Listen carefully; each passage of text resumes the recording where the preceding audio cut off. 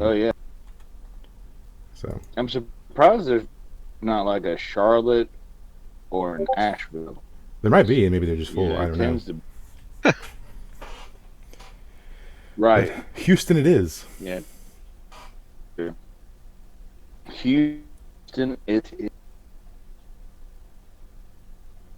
Hello, Oh hello. no. You there, Dusty? Oh, no. Yeah, Okay. I'm definitely here. I would say, 1/4 to half drunk bastard at this moment, but So, I'm being true to my Scottish. yeah. Um, we'll go ahead and sort of review a few things, and then we can catch Jeff up when he arrives. Um, so you guys, you started your campaign, and you all had some things stolen from you. You had individually sort of tracked down to a singular source, this sort of older orc gentleman and the seafaring town you were both in at the time. Um, you through some intimidation and trickery, you finally convinced him to give up what he knew, and he knew that the Thieves Guild that Mist had once been a part of was were the ones sort of commissioning the theft of your items. Um, so you managed to get on a caravan with a cantankerous troll with the promise of sort of helping him load his stuff up, and he carried you all the way to the capital city, where you bribed your way in.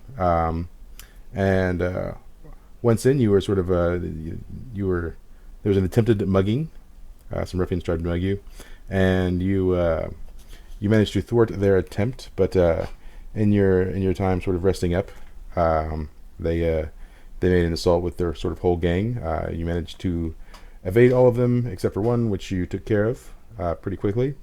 At which point in time, um, you met up with Lugus, an acquaintance of all of yours, who is residing in this town, just sort of looking for fights and also that which had been stolen from him. Uh, you made your way to the Thieves Guild, but it was a little odd because there wasn't the customary beggar out front. But you made your way in. Once in the Thieves Guild, you discerned your way past its initial traps to get down into the passageways, where unfortunately a massive trap was sort of tripped, and a boulder, Indiana Jones style, came rolling towards you, sort of forcing some of you into the main gathering hall of the guild. And then once you all sort of arrived in that area, you found everyone dead. Um, there were dead thieves all over the place, and then some smaller blood patterns from another creature or entity, and a couple of those across the ground, but no bodies to go with them.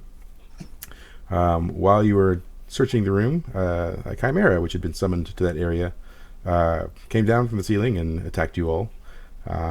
You managed to defeat the chimera, getting some spoils from it, and that sort of brings us to current. Um, you sort of, I'm going to assume, made your way sort of back to the main house, getting ready to make your trek, the very long trek, according to Aram, to the Forgotten Forest, where you're hoping to find your stuff. Serum. Yep, he's there. I see him. So Um, everybody on my screen has disappeared, but I can hear you. so yeah, you've disappeared on my screen, but I can see. Um, I I can can see see Chris. me. I can't. I can see nobody but myself. Everyone's just a picture. You tried Oh, I refreshing. see Jeff now. Oh, Try refreshing, if you don't mind. I'm gonna. One moment, please. Hey, Please feel free to move. I see everybody now. Just don't see Dusty. Oh, I lost Dusty.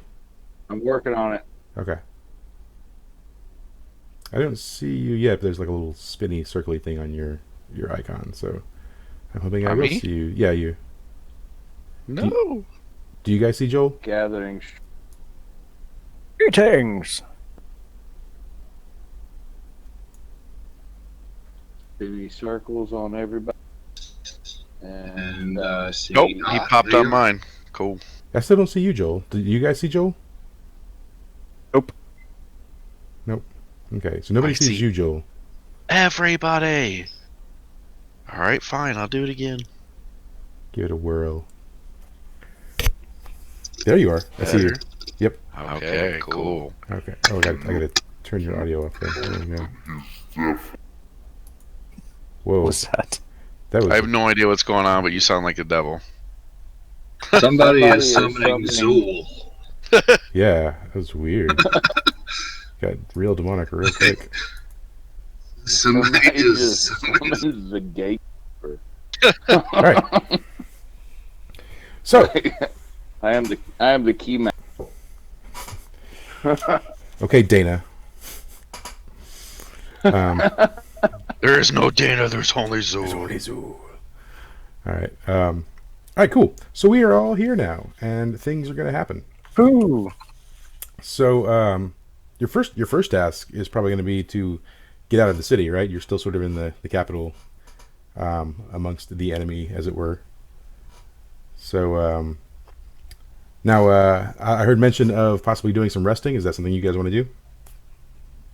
I want life back. Yes. Yeah. Okay.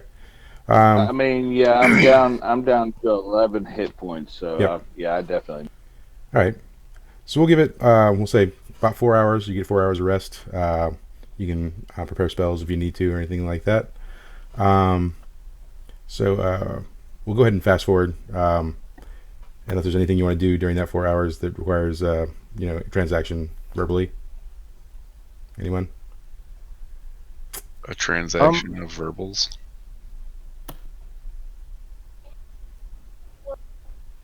The rest, could I just casually examine the room and see if there's, or does that negate resting? No, you can do that. If you want to take like an hour to wander around and explore. So I can visit shops while we sit here. No. You still haven't walked out of this thing. You're definitely not going to want to visit a shop in the capital. So I will tell you. I But guess if we're leaving, I can rob them. right. Okay. Leave. So I will impart on you some player knowledge. How about this? Right. Cool. So one of you can decide who, knows of a sort of like a shanty town, sort of on the outskirts that will be sort of on the path you're traveling. That doesn't have a lot of government influence. It's really just sort of like a ragtag little town. It's falling apart. There are scattered members of the resistance probably still residing in that town. Something else that's important to note, this is player knowledge on Aram's part.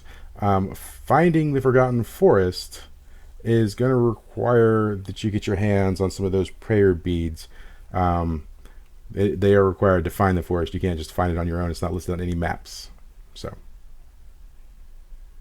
Okay. Cool. All right.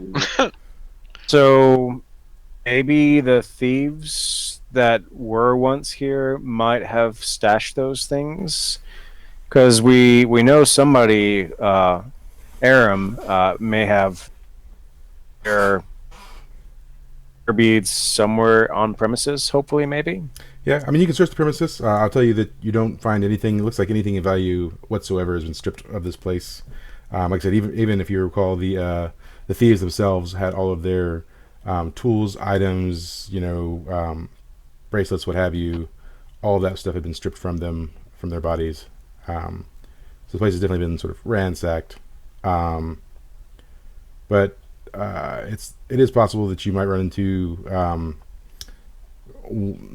some of the nomadic people along your way, or maybe you can get some information about them, where they might be.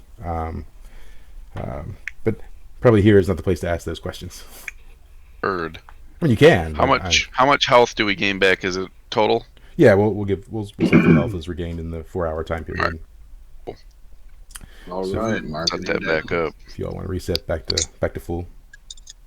Back to full. Oh man, total of 15. I'm so awesomely strong.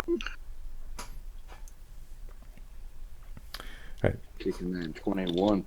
All right, cool. So, are y'all looking to depart from the house?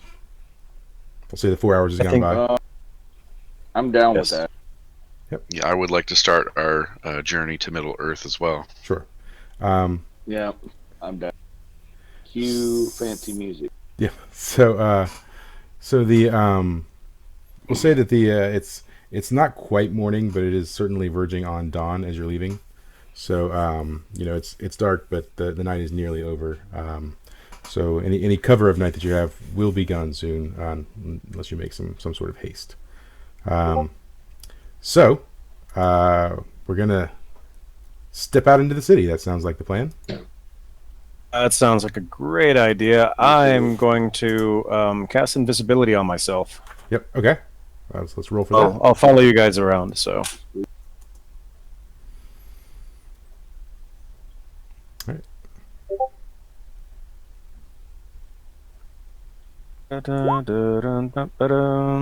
I want to roll to peel someone's face off and wear it. I feel like that would get me out of this place much easier. Remember,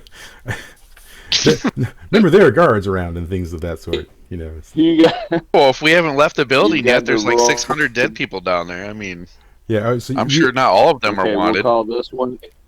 So you want a Game of Thrones We'll like call this faceless man? one, That's it what you puts want the to do. lotion on it. Yeah. Or the Buffalo Bill.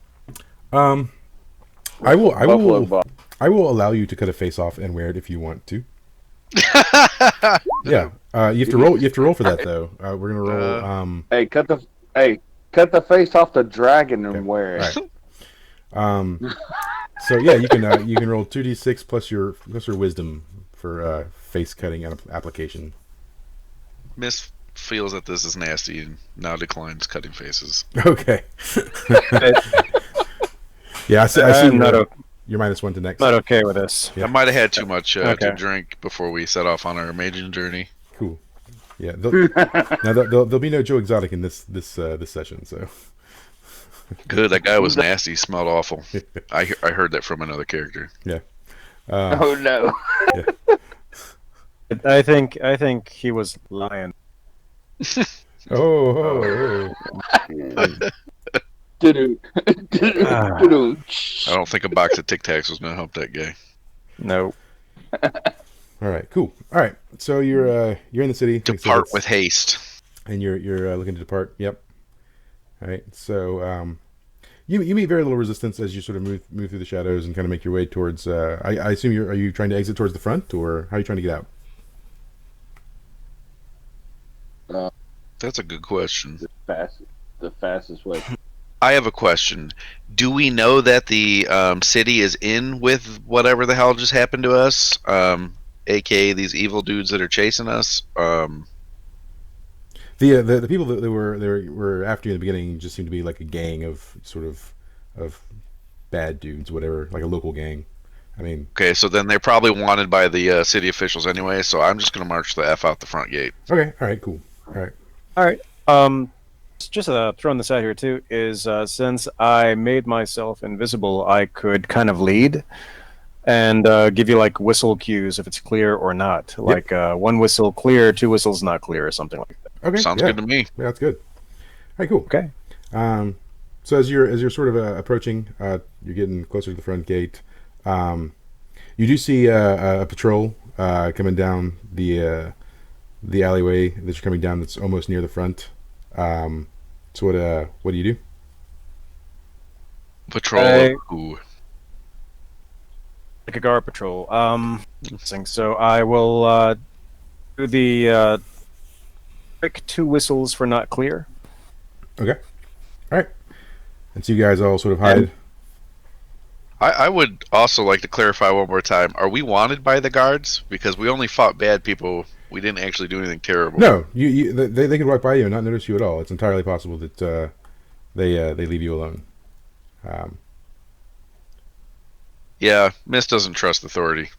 we're gonna hide. Right. Okay. I don't trust trust them them either. I'm down. All right. Cool. All right. So yeah. You are you clinging to the wall or ducking behind an adjacent alley or? I'm just gonna cling to the wall. Yeah. Sure. I'm gonna Yeah, pretend let's like do I'm that. picking up rubbish. Like I'm picking up shit and throwing it in the bin at this Cool. point. I Let's- lean against the wall and just look like I'm a drunk dude that doesn't Yeah, I'm drunk and have puke. any harm for anybody. And what is Aram doing? Yeah, me and him are definitely like puking over here on the wall. What's that? What's Aram up to? Jeff, are you there? He still sounds like extra. Jeff, are you there? What the hell is going on? Jeff, you sound like Demon. Yeah, he does. He sounds so deep. You got some like voice you module. sound like Voice module. there is no Dana. There is only Zool. sound like Zool. Only take mics and times 10. Yeah. Yeah. Might want to like I don't know. It's Dude, try refreshing Discord maybe. I feel like I just read the Necronomicon out loud and something.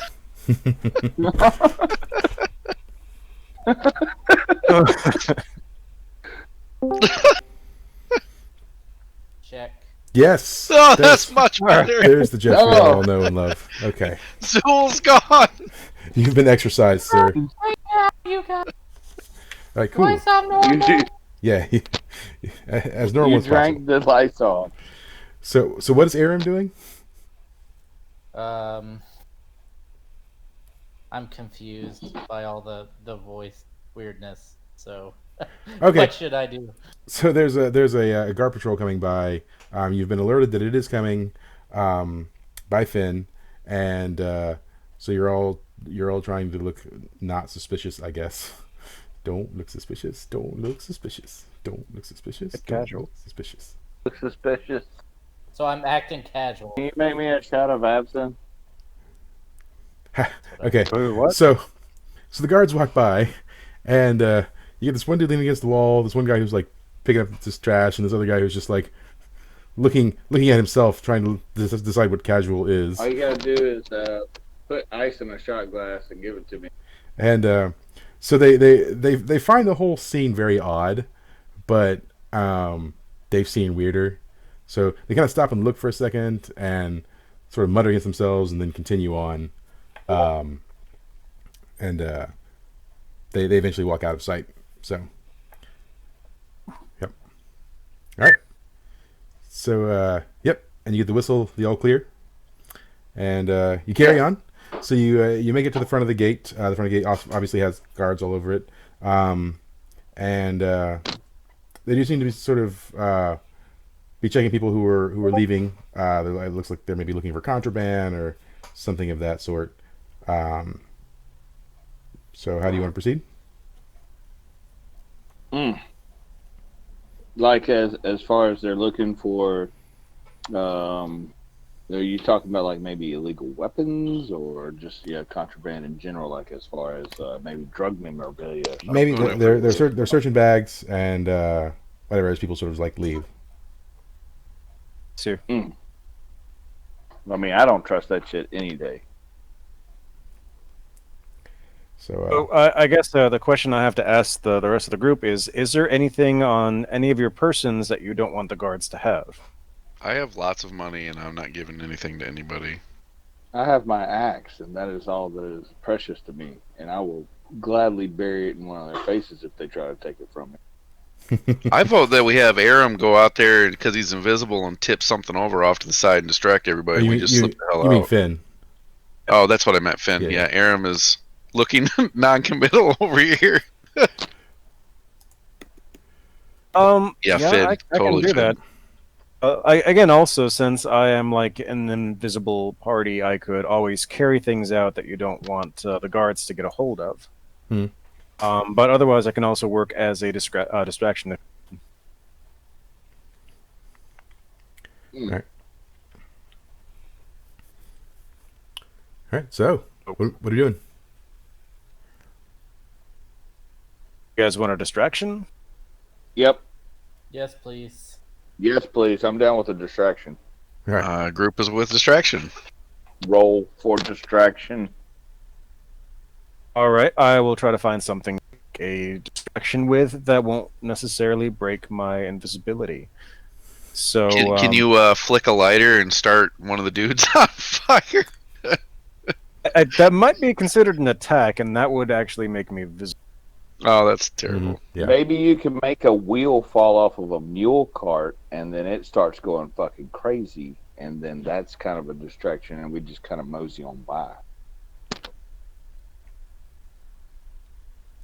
All right. Maybe So, you should set up a photo booth where people can pose with baby tigers. I don't. Well, that bitch Carol Baskins stopped things like that. So, but I mean, I'm down. All right. So, so yeah. Okay. Let's have a look around. Obviously, you've got the sort of latrines that are outside the gates. You've got 3 guards. It's the night shift, so you got 3 guards who are watching the front gate. They're wearing sort of standard guard gear. They've got a little bit of armor on them. They've got spears and some swords on their sides. You've got there's sort of like a bell near one of them. They can ring for like emergencies to call more guards. Obviously, that's something that could cause problems. So maybe leave that alone. But up to you. You've also got there aren't so many like carts. It's not like a popular traveling time yet. So there aren't necessarily carts in the way. But there are some nearby stables with some horses for in like the sort of the guard tower. You've got sort of there are like a handful of people trying to get out, and the odd person every now and then is coming in. So you have maybe 4 or 5 people who are in line being searched to get out of this place. So Maybe. What if I took like a pin out of a hitch to a cart as it stopped? So when they go to take off again, their horses or oxen or whatever go forward, but the cart stays there, and it creates kind of like a backflow, and then the guards would have to. Like I said, there aren't any carts per se. Like I said, there's some horses in the stable, but there are no carts. Like I said, it's not a popular time for carting goods in and out of the city because it's like I said, it's just the night is now just being over. What if then, just so happens, since he's invisible, takes a piece of something that may be questionable and puts it into somebody's pocket that may be about to get searched? Sure. And then the guards find it, and then they're like, holy shit, what is this? And while they're questioning that particular individual, we sally forth. Yeah, that's entirely possible. I am a good person. I can't do that. Damn it. All right. I circled that, so I have to be good. Yep. All right. Fair enough. But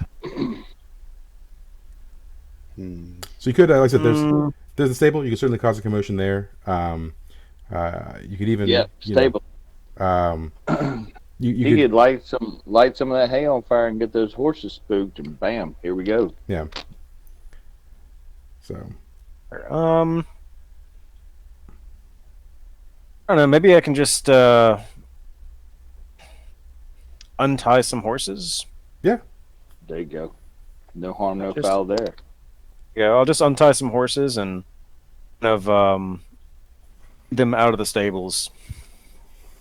All right. So it's gonna be a little stealthy. So maybe we roll some decks on that for untying the horses. All right.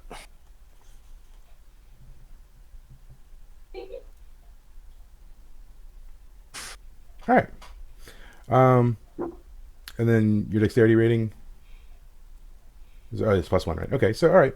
So definitely you'll set the horses free. There'll probably be some complication involved with that. So as you're untying the horses, they're restless because they can sort of sense your magic, and they know you're there, but that something's not right. So they're definitely spooked.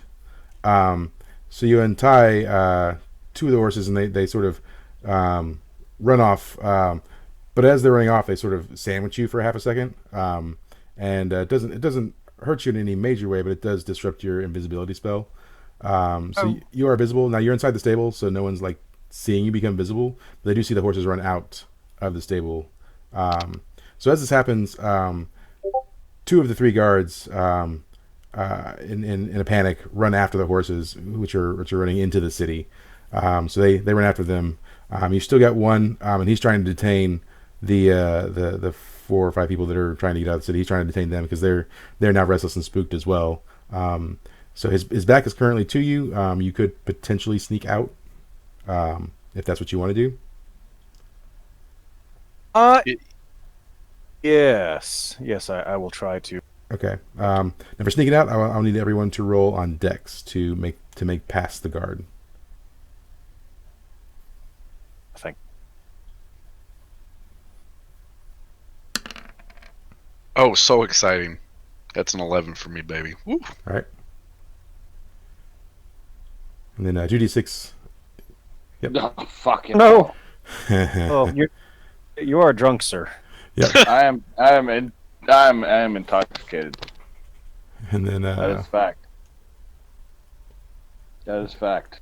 all right. So most of you get out unnoticed, but bringing up the rear is this hulking beast of a man with a giant axe. And as you're rushing out, sort of the flat part of your axe catches the guard in the head.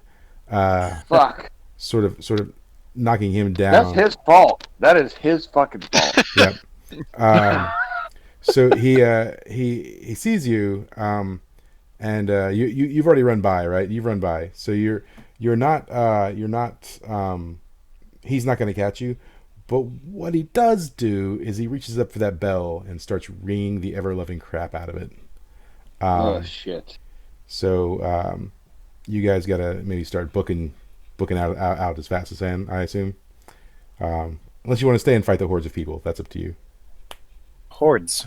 He's calling all of the guard. There's an emergency. People are running out. No, fuck. I'm gonna fuck do the that. Naruto run with my arms swung back behind me. I'm gone. Yeah. All Yeah, right. I'm fucking Naruto running at this point. Sure. Like, I'm out. All right. I mean, I kind of want to fight just because I'm drunk enough to invite it, but you know, at the same time, I'm like, hell no, like you know, Yeah. All right. things could go awry here. So as I assume everyone's running. Are we all running? Yes. So I'm running. Yeah, I'm down with that. All right. So as you're running out of the town, you have sort of the road ahead of you, which is the main traveling road. You do as you get further, you've got some forestation you could sort of run into, and sort of to the other side is some plains and then the ocean. So what path are you looking to run towards? Well, I guess that would be up to where Aram thinks we need to go. So Right. Yeah. we should probably You follow got, his lead. you got a long way to travel. Right now, you're just escaping. Okay, well then I'm going in the woods. Yeah. Because Yeah. plains sounds definitely. like a terrible idea. Sure. Woods. Straight up woods. All right. I like being in the woods. Yeah. It's easier to hide there. All right. So yeah, you guys definitely you get into the woods. You've been traveling for a few minutes now, but as you're traveling, I'm going to say that Finn senses a sort of a wealth of almost terrifying magic just ahead of you. Fuck. What do you do? Well, I mean, we gotta kind of have somebody that knows something about magic, discern reality here, or something. Well, I have the innate ability to detect magic via cantrip. There you go. I apparently don't need to do that because it's just overwhelming you. So, Yeah. can I tell what kind of magic it is? Yeah. So yeah, you can roll your cantrip to get a better understanding of what it is. Take it. All right, yeah. So Booyaka. So you've only sensed this magic once before, and you didn't hang around long enough to see what it could do. But you sense the magic of necromancy, Oh, fuck. and it feels directed at you. Like you can tell that it's about to hit you. So you've got maybe moments before it descends upon you. I say All right. incoming attack. Yeah. And I take cover. Yep. I mean, you have enough time to where if you wanted to cast a spell of any kind or you want to prepare anything, you guys could do so. I'm gonna hide. I'm gonna go Super Saiyan. I'm gonna cast invisibility. All right, cool. Dusty. I'm gonna take my sword out of the sheath. Okay, all right. So let's roll for the invisibility then. All right, rolling it on Dusty. And yep, okay, all right. Bad. Yep. So and then what negative effect do you want to take on that? I'll take a -1 for my next roll. Okay, sure. So yep. Then Lucas becomes invisible. Bam. And moments after that happens, rising from the ground comes this sort of creepy, almost sort of witch doctor-y looking character, and at least one of you recognizes him. He's pretty famous for the government army. It's one of their main generals. His name's Regan. And he's missing one arm. It's sort of known that in the sort of what they consider to be the final battle against the rebellion, he lost it. But there's some mystery surrounding how that happened. But he rises from the ground, and as he does so, with him comes sort of this hellhound and an undead kobold on either side of him. So Good. Sweet. Hellhound and an undead kobold. Yep. Fucking great. Absolutely great. Yep.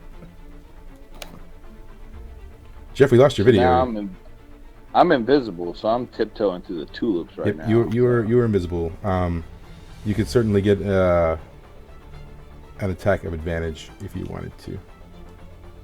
You could depending on how you do it, you could probably just hit something without any consequence to rolling. So So this general, he rises up from the netherworlds, if you will, Yep. and I mean, he's of course meaning he has bad intentions here. I'm guessing. Yeah. well, he works for the government, for the capital. It's likely that he's been dispatched in result of the call to arms from the bell being rung. So Oh fuck. Okay. All right. So he is the noose slowly tightening around the neck here. Yeah. Okay. Fuck. All right, guys. Any bright ideas before I go swinging this big ass axe of mine? Did I successfully hide myself before these things came out of the ground? yeah, sure. You're behind the tree. I'll right, cool. I'll give you that. Should we be fighting someone as famous as this? Like, even if we win, doesn't he have Right. the whole government behind him? Like I'm a fucking tank here, but this guy has all this shit with him. I'm kind of curious as to how we want to. I'm not Well- that drunk. I don't think he's gonna let us just run off. True story. What else do we know about him? Right. Not a whole lot other than Actually. he's a hero of the current government, so he's a hero, a war hero, and he has a pretty good track record, and you know that he's a necromancer. Although him being a necromancer wasn't really something that you knew prior to this. It's never been revealed what his abilities were, just that he was this war hero. So him being a necromancer is something you've only just now sort of discovered. So there's four in front of us right now: a hellhound, 2 kobolds, and him. No. Right? One kobold, one hellhound, and this. Oh, okay. So 3. And Regan. Maybe I can try to kind of bluff and say, "Hooray, the hero's returned!" I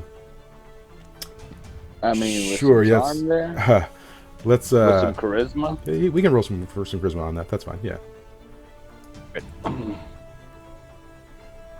Nope. Yep. So Oh. as you do so, he looks at you and points with his one and only arm, and he says, "Quiet, elf. I'll deal with you shit. first." Oh no! no. And- Seeing and, as the fact that I have sworn to protect Finn, he tries to deal. If he tries to deal with him, like it's fucking no holds barred. I'm on his ass like white on rice. So there right. we go. All right. So are you taking Yeah, him, the hellhound, the kobold?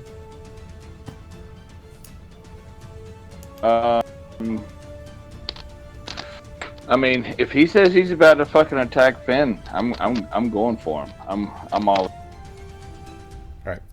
I'm gonna swing that big ass axe of mine. Right. That's where it comes in. Sure. So I will. You can just roll for damage. He doesn't see you. You're completely invisible. So you can roll for damage. But the minute you strike him, 2d6? yeah. Well, whatever your damage roll is. You're a fighter, so I think it's D10. So, D10. but the minute you strike him, you'll become visible. So, Well, you know what? It's eventually gonna happen. all right. So you definitely strike him. Your strike cuts through him, and so he definitely takes the damage. But where you cut through, sort of reseals up as well with from magical energy. But he does certainly take the damage. And as you're sort of doing that, now the kobold is coming at you, sort of like fangs bare, and the hellhound is started to make his dash towards Finn. What are Aram and Mist doing? I would like to cry out a challenge to my enemies, so they treat me as the most dangerous thing, and stop attacking my buddy. Okay. It is. Let's see. Which who specifically are you directing that at? The Hellhound and the Kobold. All right. Oh yeah. Okay. So yeah, that was that 2d6 on your Constitution. Yep. Yep. Nice. All right. Cool. And then put that on 7 to 9. Not everything. You won't taunt everything, but you'll get some things. So your loud noise, your commotion draws the attention of the hellhound. It kind of cuts in a general direction. You do not sway the kobold any direction. So the hellhound is now headed for you instead.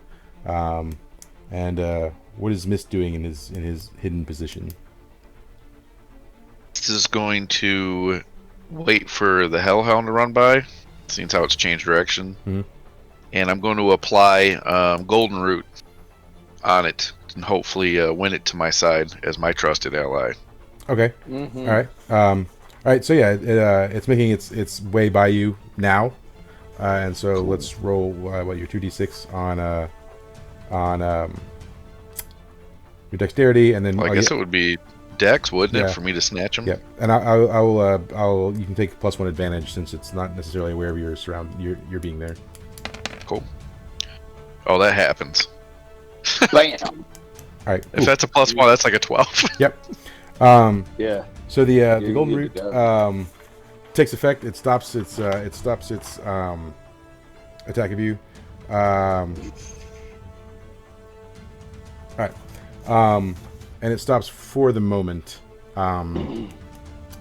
However, it's unlikely that'll stay forever because its master can sort of break its hold because it can prove that you're an enemy. But for just a moment, it's stopped right in front of you, turned, and done a sit move. It sits right. Sweet. Yep. So, meanwhile, what is Finn doing? I'm trying to figure out what I know about necromancers that would explain how he just healed himself.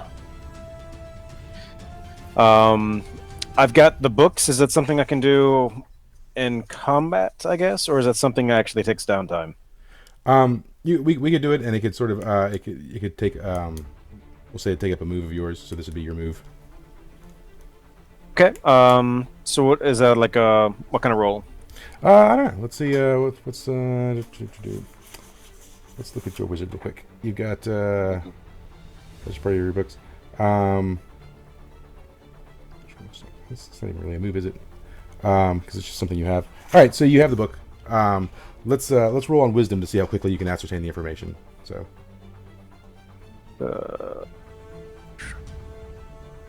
Bam. All right. So yeah, you have a pretty decent idea as to where it is in the book about necromancers. Go ahead and mark that one of your books is about sort of dark arts, as it were. Okay. So you find a page with some limited information about necromancers.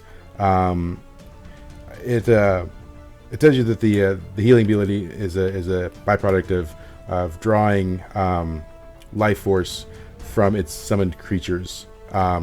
So whenever you hit him, he's drawing from his creatures to heal his wounds. And it's a book on, you said underworld or Dark arts. So like dark magic. arts. It relayed that the necromancer's ability to heal himself is tied to his creatures, kill the creatures, and then focus on him. Mist would like to ask if it was written by Salazar Slytherin. It was written by this guy named Snape. Yeah. Awesome. Yeah, but I believe this book 100%. But it says Half-Blood Prince in the the title. So. Sweet. Yeah. Oh, well. All right. So, meanwhile, what's Lucas doing? You're sort What of is Lucas doing? Yeah. So you're sort of still. I'm reeling at the fact that I just fucking murked this guy with a giant axe and he healed himself. Mhm. So like, at this point, I'm gonna have to do some kind of a recovery. So as I come through this guy with the axe, he heals himself. I'm not gonna stop going. Yeah. I'm like a fucking lawnmower. So, I say I spin and go for the head, and trying to think, like I do. All right. And try and cleave that sucker straight off. Sure. All right. So go ahead and roll 2d6 on your strength. 2d6. Mhm. Here it comes. That sucks. Yep. So that Giant gives you bollock. 6, right, total. Your Let's strength is see plus here. 2. Yep, that gives Yep. me 6. Yep.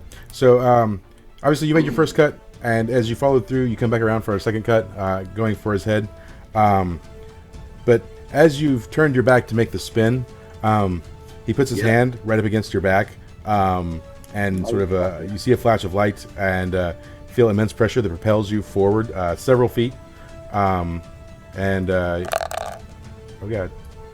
there we go. All right, you're going to take 2 damage and ignore your armor on that because it's sort of like magic damage, and you'll fly forward about 20 feet. So, Roger. Yep. Meanwhile, that's going on. We got the necromancer who's engaged with Lugus at the moment. We've got the one hellhound that is My good boy. yeah, your good boy. The necromancer hasn't necessarily noticed this yet because he's still sort of dealing with the brute in front of him. And then you have the other kobold who is sort of headed towards Aram. So Aram, you've got this kobold in your general direction. What are you doing? Hack and slash. All right, cool. Yep. Let's see it. Hell yeah, that's my Drew. All right, cool. Yep. So, and then roll for damage. Fuck him up. Yes. Cool. All right. So, Yeah. Cool. tell me how you deal some damage to this kobold coming at you, fangs bared. Alright, He I'm drops his going straight dick for on the his neck. face. Going for the neck? Yep. All right, yeah, cool. So you go for the neck. Now, obviously, it's an undead kobold. So you go for the neck. You definitely strike it. Your blade stops right at the neck bone, but it makes a nice incision all the way to the bone. And once you hit the bone, you sort of like follow through and whack it to the side. And it definitely takes the 8 damage. Sort of being undead, there's not a lot of like blood pattern or anything, but definitely some like black goo oozes out of its neck where you've attacked it. And it's flown a few feet to your left as you've struck it. Yep. All right, cool. So at this point in time, what is Miss doing? Miss is going to send his good boy to go attack the kobold. Okay. Hell yeah. All right. So let's roll for the dog then. So roll 2d6, and we'll give it a +1 on that roll for the attack. That's a 6. So yep, 6. So it will be unsuccessful. So the hellhound runs for the kobold, and as it's going for it, the necromancer sort of is now aware and sees what's happening, and he holds his hand out, and the hellhound stops. And shakes free the trance that it was in from the golden root, and the necromancer now has control of the dog You again. grab me 3 cubes of ice. It turns, its eyes glowing red, and faces the group once again. Can I hear you? Meanwhile, what is Finn doing? The kobold's still up. So The kobold's like on the ground. Hey, right fuck now. it, I'll do it myself. And then you got the hellhound right beside it, sort of like now moving towards the group, and then you've also got the necromancer who's recently freed himself of Lucas's assault and is now more focused on what's going on around him. okay. But the kobold, you said is. I'm sorry. I had some static. So, but the kobold is still technically up, correct? It's on the ground. It's fallen to the ground. So Okay. Then it's I'm alive. going to cast. Oh, technically. Yeah. I'll cast dead. magic missile at the hellhound, Okay. Yeah. specifically aiming for its skull. Okay. All right. And that's we'll yeah. Okay. Yep. All right. And then what negative status will you take going forward? The negative stat is that I will choose to draw unwanted attention to myself. Cool. All right. And then go ahead and roll for damage too. Then.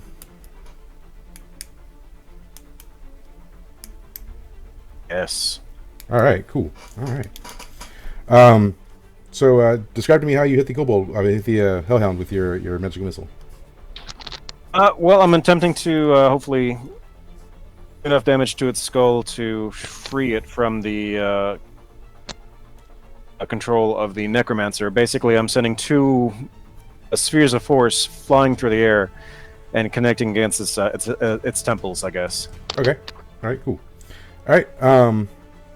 So yeah, the 2 bolts of energy strike it on either side, sort of disorienting it. It won't break free necessarily of the necromancer's hold, but definitely someone could take advantage going forward in attacking it as it's disoriented from being struck on either side of the head, taking that 8 damage, and it's still sort of like by the kobold as well. So in the meantime, where are we? What's Lucas doing? Or what's Miss doing? Or you said that? Sorry, you said the dog. So yeah, what's Lucas doing? Sorry, brains. It's cool. Lucas. Yep. At this point, so I just took my 2 damage. I tried to swing and hit this fucker's neck. That didn't work. Yep. I'm And you've obviously been still blasted, gonna- several feet away now. Also. I've been knocked. Okay. Been knocked several feet away. And now at this point, we've discerned that if we kill the animals, then we kill the guy. So, we've got one that's a friendly now, No, not anymore. No, Not he's anymore? not friendly Nope. anymore. He's not friendly anymore? Nope. Son of a bitch.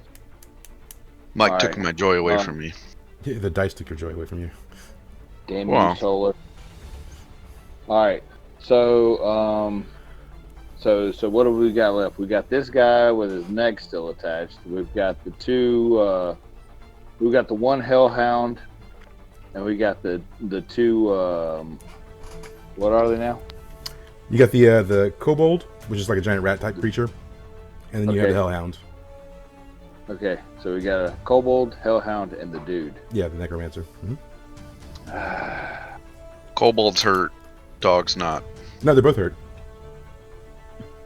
Okay. Alright, so I'm going after the hellhound because it's a bastard, and like, yeah, fuck him. Yeah, and so the hellhound, I'm you can going also after the hellhound. the hellhound being disoriented from the magic blast that it just took.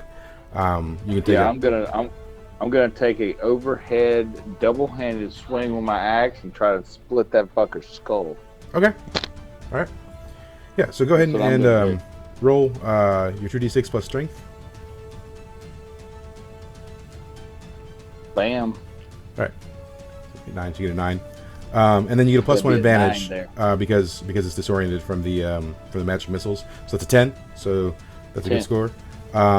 So roll for damage. Your d10. 10. Yep. Going for the 10 here. All right. And then you also have the option to roll an additional d4 of damage because you got a 10 on your roll total. But you'll obviously open yourself up to attack if you do so. Is that something you want to do? Nope. I'm gonna hold there with what I got. All right, cool. So yeah, and this is on the Hellhound, right? So Mm-hmm. you bring your axe down. Fuck that guy. You bring your axe down on the disoriented Hellhound, and it sort of sticks into his skull. It embeds itself slightly into his skull, and he sort of hits the ground as you do so, and it doesn't kill him, but he's on the ground, so there'll still be advantage taken from the next person who might go to attack him. And much like the kobold, some sort of like black goo oozes out of the wound where you've embedded into his skull. In the meantime, what is Mist doing? Mist is going to also attack the Hellhound. Okay. Seeing as how it's on the ground. Yep. With the rapier, just slice it up. Right. Fuck that hellhound.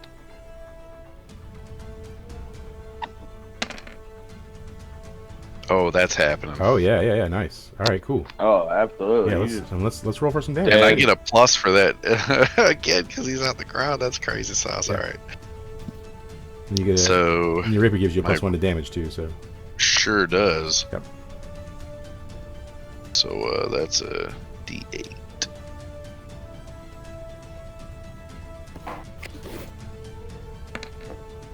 Oh, it's taking some hits. sweet. All right, oh, it's cool. done. All right. So Done.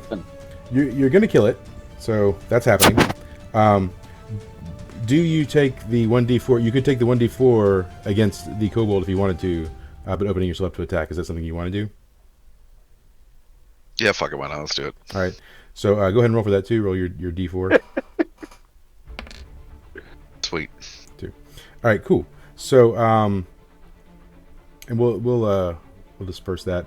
So you're gonna do 6 damage to the hellhound for killing it, and then you'll do an additional 4 damage to the kobold.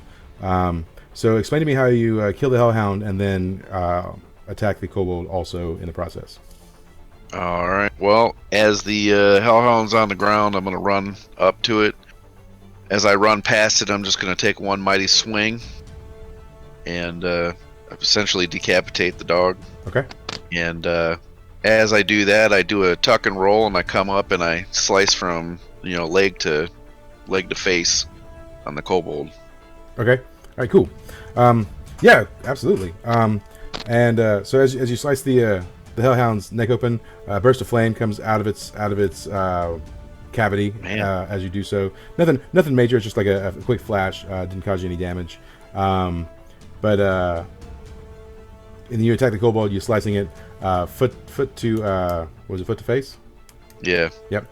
And it recoils with a hiss. But as you do so, the necromancer is casted a spell, and roots come up from the ground, binding you in place. And so you'll be immobile for the moment. Sweet. Yep. So, what is Aram doing in the midst of all of this? I want to finish off that kobold. Okay. Absolutely. All right. All right. So let's roll for some damage then. Or roll for, roll Damn. for 10. All right, and then then roll for damage. I'm gonna try and impale this guy to the torso. Sweet. All right. Absolutely. And you'll definitely kill it. So and then would you want to expend another D4 to attack the necromancer as well? Sure. Okay. So go ahead and roll another D4 as well. All right. So you're gonna attack the kobold, and you're gonna kill it, and then you're gonna do some damage, just a little bit of damage, to the necromancer. Explain all that to me. Tell me how it goes down. I'm so proud right now. So I charge the kobold and run my giant sword all the way through it, and push the body of the kobold towards the necromancer, and manage to nick his arm right across his favorite tattoo. Damn. Yeah. Nice. All right. Yeah. So you skewer the kobold. It dies on your sword as you're thrusting forward, and then manages to scratch the necromancer. This scratch does not heal. You can see a trickle of blood come down his arm. He looks down at his arm, seeing it's there, and then bends down, puts his hand to the ground, and descends down into the ground, disappearing from sight. What a bit. I feel satisfied. Yep. So as he does so, Finn starts to feel the magic, the overwhelming sense of magic, start to sort of fade from the area.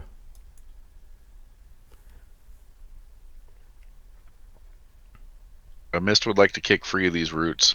Yeah. As he leaves, the roots sort of like crumble and start to decay. You can sort of like walk out of them. Sweet.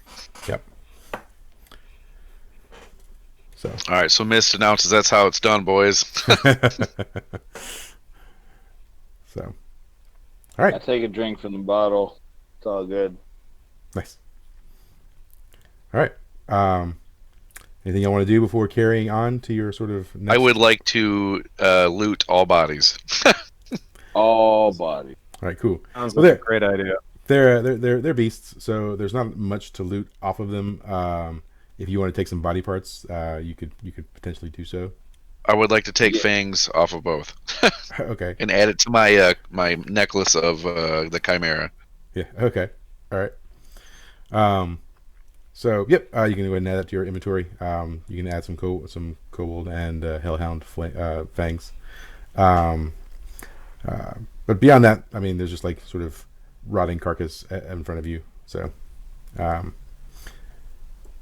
beyond that, like I said, you guys, at least one of you, I don't know who, but one of you knows of a sort of a shantytown village that you could visit, where you could potentially maybe procure some supplies, get some equipment maybe, or maybe even some information. Is this a shady shanty town, or is this just like a little farmer shanty town? It's just like a poor town, just poor. Okay. Like I said, so whoever knows the towns there also knows that there's some amount of leftover resistance members residing in this town as well. Who knows this information? Which one of you knows this? Might be me. Okay. Yeah, All right. I feel like Finn would know that. Yep. Cool. Considering my parents like- were part of that, yeah. so yeah. Yep. Cool. Yeah. All right. So you sort of start making your way in that direction. It's going to be sort of a couple days trek through the forest. I assume you're going to sort of avoid main roads at this time. So. Yep. Like that. Yeah. Cool. All right. So let's arrive at the town then. We'll go ahead and just flash forward. You've traveled a couple of days. You've had some time to heal up your wounds and stuff. This is the nicest shantytown I've ever seen. Yeah. As you've. I would live here. Yeah. I mean, the crumbling buildings and. But this building right here is bigger than anything I've ever lived in. Yeah. I want it. Yep. Let's do that. So you sort of arrive in the town, and in asking around, there's no item shop per se, but what there is there's a blacksmith who could potentially help you and might know some things, and there is a semblance of an inn. It's got some rooms in it. It's, it's not going to be like great comfort, but there's an inn as well. And they've got like a small pub inside the inn. So it's like a Motel 6. It's good enough. Okay, so you said there was a pub, yes? Yes. Yeah. All right. Well, I'm down with wherever there's a pub because whoever's drunk is talking. Yep. So you can find out information there. I agree, but I'd also like to go to the blacksmith. Yeah. And see what he's got to offer and for information and stuff. Yep. Absolutely. All right. I need some work done on my giant two-handed sword. So. Yep. Cool. All right. So we're gonna carry on to the blacksmith's location then, I assume. Sure. Okay. All right. So you arrive in the blacksmith's home, or his workshop, as it were, and hello. So pretty good smithy there. Yep. So you arrive in the blacksmith's thing, and the blacksmith shows up, and Finn slightly recognizes this guy, and he sees Finn, and he says to him, "Finn, my boy, I haven't seen you in 50 years. You were just a lad the last time I saw you. How are your parents doing these days?" Oh, if only I knew. I'm trying to find them, actually. Yep.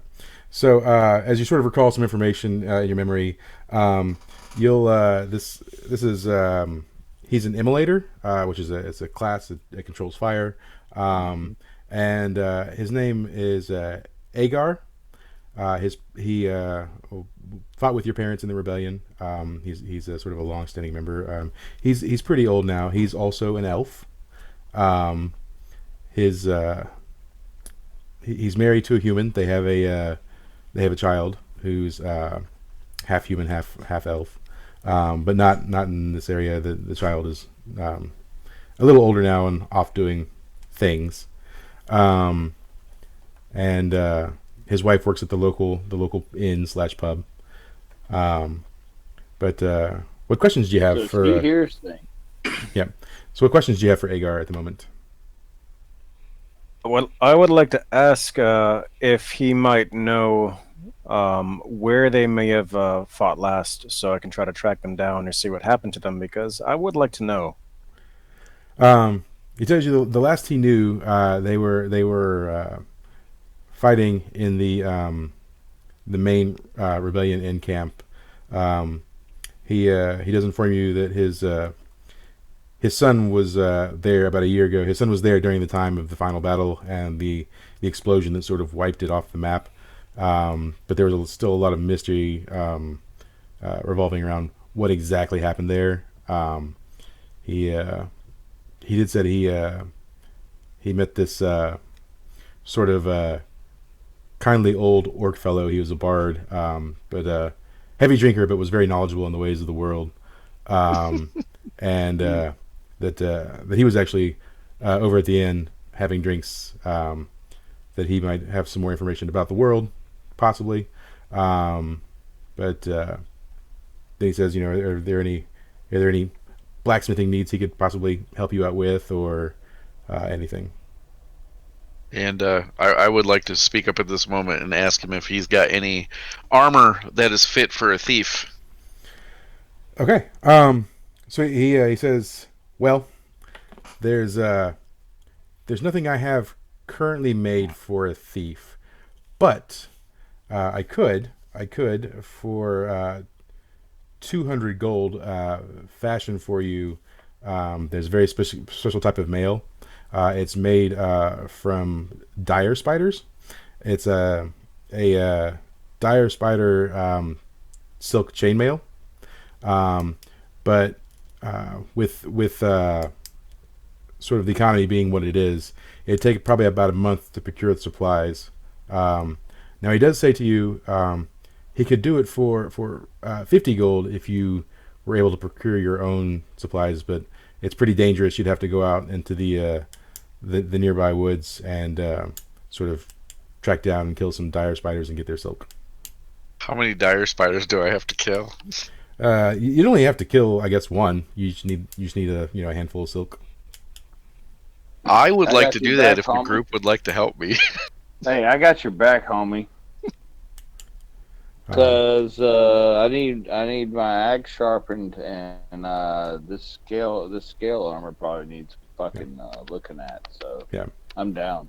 Yeah, I mean, he does sort of convey that he certainly could, if you bring back an abundance of this silk, if you're able to bring back, say, 3 or 4 bundles of it, he could certainly help you guys out and maybe help upgrade your equipment to some degree. Yeah, I got your back.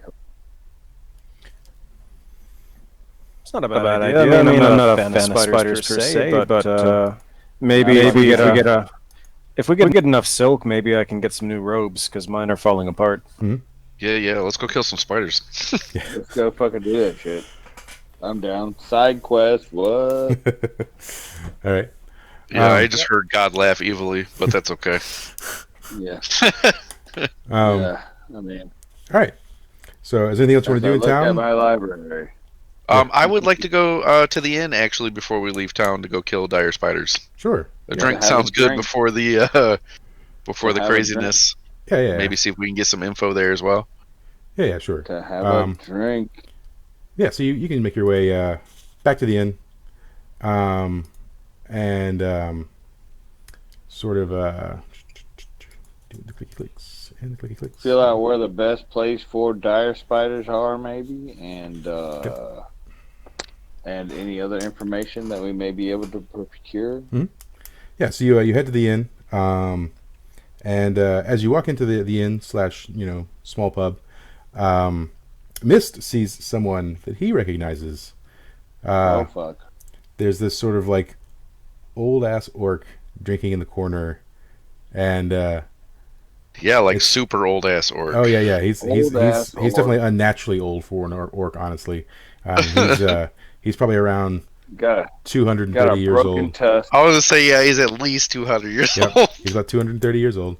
He's Got but, some broke ass tusks Yep. on him. But his name's Super dark green. his name's Grigori, and so you see him in the corner. He doesn't see you yet. What do you do? Mist would like to walk up behind him and flip a gold coin at the bartender and say, "Drinks are on me." Okay. Well met, old friend. Yeah, absolutely. So Grigori sees you, and Absolutely. he says, "Greetings, old friend, or young friend. I'm not even sure anymore. How have you been? It's been what, 6 months since I've seen you. How has the new world treated you?" It's very different. I can't say that I'm enjoying it all that much. This new regime is a little rough. Yep. All right, cool. He says, "Yeah, I know what you mean. I try and avoid all the battle. Unfortunately, it wasn't long ago. Me and my buddy Agar, we got captured by the capital. Luckily, we were freed by his son and some other whippersnappers that came to save us, and we managed to break free. But it was definitely a trying time. And then the rebellion just got itself blowed up. It was crazy. I think there were gods involved. It was a wild time." Wow. Fucking hell. Yep. So, while you're drinking with him, do you have any questions for him about things going on or things you might find? Yeah, so do you know anything about a dire spider problem around here or anywhere we can procure such things? And Yep. Have you heard anything about missing items? Absolutely. Specifically, have you heard of any prayer beads being worn by people around here? Right. Yeah, so he says to you, he's like, you know what? I did see some of those fanatic cultists and their traveling troupe wandering around. It's been a few days. They've traveled along, going south, but definitely they were here recently. I'm sure they don't move very fast. You could probably catch up to them in a day's time or two if you move fairly quickly. Those guys are always crazy. They're always trying to give me these pamphlets. I don't know what to do. I just take it and move on. He says, and yeah, the dire spiders have been a problem for years now. There's a family of them that lives on the outskirts of town, and every now and then they come in and steal children in the night. Glad I'm not the only one. Gotta go handle that shit. All right. So I guess before we depart, I'll be like, drink up and be merry, friend. If there's any other info that you feel that I would benefit from, I would greatly appreciate it. He says, I don't know. At this moment, I'm just trying to, lay low and drink hard. He says, what are you up to these days? What are you trying to do? Because he's asking. So me and my group here, we've had items stolen from us, and they're all very near and dear to us, and so we are tracking down whoever's done this because we found out that they're all done by the same people or person. He says, "Okay, well, I'll keep an ear to the ground. If I know, if I learn anything, I'll certainly let you know." Thank you much, man. All right. Excellent. Sláinte. All right, cool. So, what's next? To the spiders. Why not? To the spider. To the spiders. Everyone head that way. So, To the spiders. Fuck the spiders. Yeah. We call the Orchid Man, and shit is. or the Orchid Man. We are the Orchid Man. Yeah, We are. That's true. I do have to ask, what do we actually know about dire spiders that will possibly help us in our encounter with them? All right. So you wanna spout lore? Yes, I will attempt to. Yep. So somebody roll for some spouting lore on intelligence. I think. I do believe. Yep. Intelligence? Yep. Let me see. You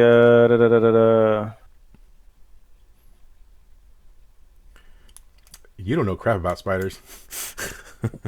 I can roll for it if that's okay. Yeah, I'll True. one other person can roll. It's fine. The spiders? They got 4 legs, long floppy ears, a tail. What? Let's see if I know anything about Yeah. spiders. Bunny spider? Is that what we got? No, I got a 7. All right. So I got a +1 on my intelligence. Yeah. So you know a little bit about dire spiders. You know they're nocturnal. You know that they are sort of like sentient beasts. They have some speech, so you can talk to them. And you know they sort of hunt in packs. So they're slightly sentient and they hunt at night. yeah. And So I feel like a daytime attack would be the best. they're nocturnal. So all right. So we lost Dusty again. That doesn't sound like a spider at all. Like, we're talking about the 8-legged things that are semi-round, right? Yeah. Not the little ones that bark and run around in the streets. No. I don't think I've seen a spider though. I mean, dire spiders. They can't be more than a couple inches big. No. Oh, yeah. sure. I think that's right. We just step on a few and we're done. That sounds right to me. I'm good with that. Yep. All right. Cool. All right. Well, let's go kill some spiders. All right. So yeah, you head off to the forest, right? You're in the forest. And you're heading up. Absolutely. You're heading off during the day then. Yeah, that would be my choice Right. if they're nocturnal. So you're going to try and I guess find a lair, Find them or a sleeping nest or or something. Yeah. Okay. All right. So Shouldn't be that hard. There should be a crap ton of webs everywhere pointing in the right direction. Yep. So you head off into the woods, and you sort of start looking around. There's not a lot of signs of the spiders at the moment. Maybe you could roll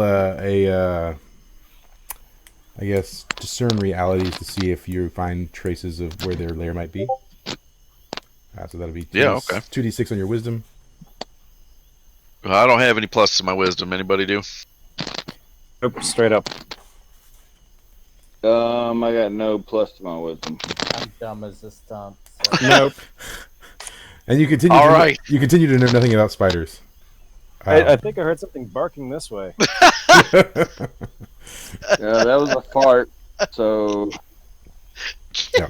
Can another person roll for it again? Well, I'll give one other person. You can Okay. one person can roll. We'll try it. No, it's just as bad. I heard it bark over here, Finn. Come on, let's get it. Yeah. Yeah. So That was a play on words as far as the bark goes. so what ends up happening is you end up searching for the spiders through the night. This sort of nightfall starts happening, the time in which they would come out. And Hey, I heard a spider. yeah. No, that's my dog. So sorry. as it gets later and later, more and more creatures of the night sort of start coming out, and it gets sort of a little bit of a fog or mist is rolling into the forest, and so you're still just sort of wandering around aimlessly looking for what might be spider tracks, and suddenly you feel sort of a spine-chilling chill go up the back of your necks. If I could get everyone to roll 2d6 plus dex for Defy Danger. All right, better than a 4. Better than a 4. Better than a 4. Yes. Come on. Yes, that's an 11 for me. Yeah. Okay. Whatever happens, I'm out. Nice. So yeah, you all get like decent rolls on that. But Spiders. you're all taken a little bit surprised as from above you, only for the second time ever in a campaign, from above you, these spiders sort of descend upon you. It's Aragog, run! Three of them. Fucking Aragog. Fucking. I mean. Sorry. So yeah, these 3 spiders sort of descend upon you in the wood, and they look pretty vicious, like maybe they want to eat you. And the largest of them sort of looks at you and speaks in a low tone, saying, "Look, my children, dinner has come to us. It's been so long since I've had so many meaty humans come into my lair." I'm gonna respond and say I'm tough and stringy and mostly dried up. You don't want to eat me. I am no human. I respond and say, fuck you. I am also not mostly human. You're like half human. So, all right, cool. So, things are happening. What are you doing? Can I try conversing with a spider that just spoke to me? Yeah, sure. What do you want to say? Okay. Great creature of the woods. We were actually all poisoned and sent here as a trap to kill you, but in doing so, we would die too. If we could just have some silk as proof of your demise, then we could both be on our ways, and no one would have to die tonight.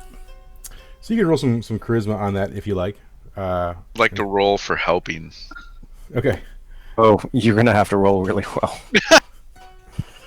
Is it 2d6 for that? Yeah, 2d6 on your charisma.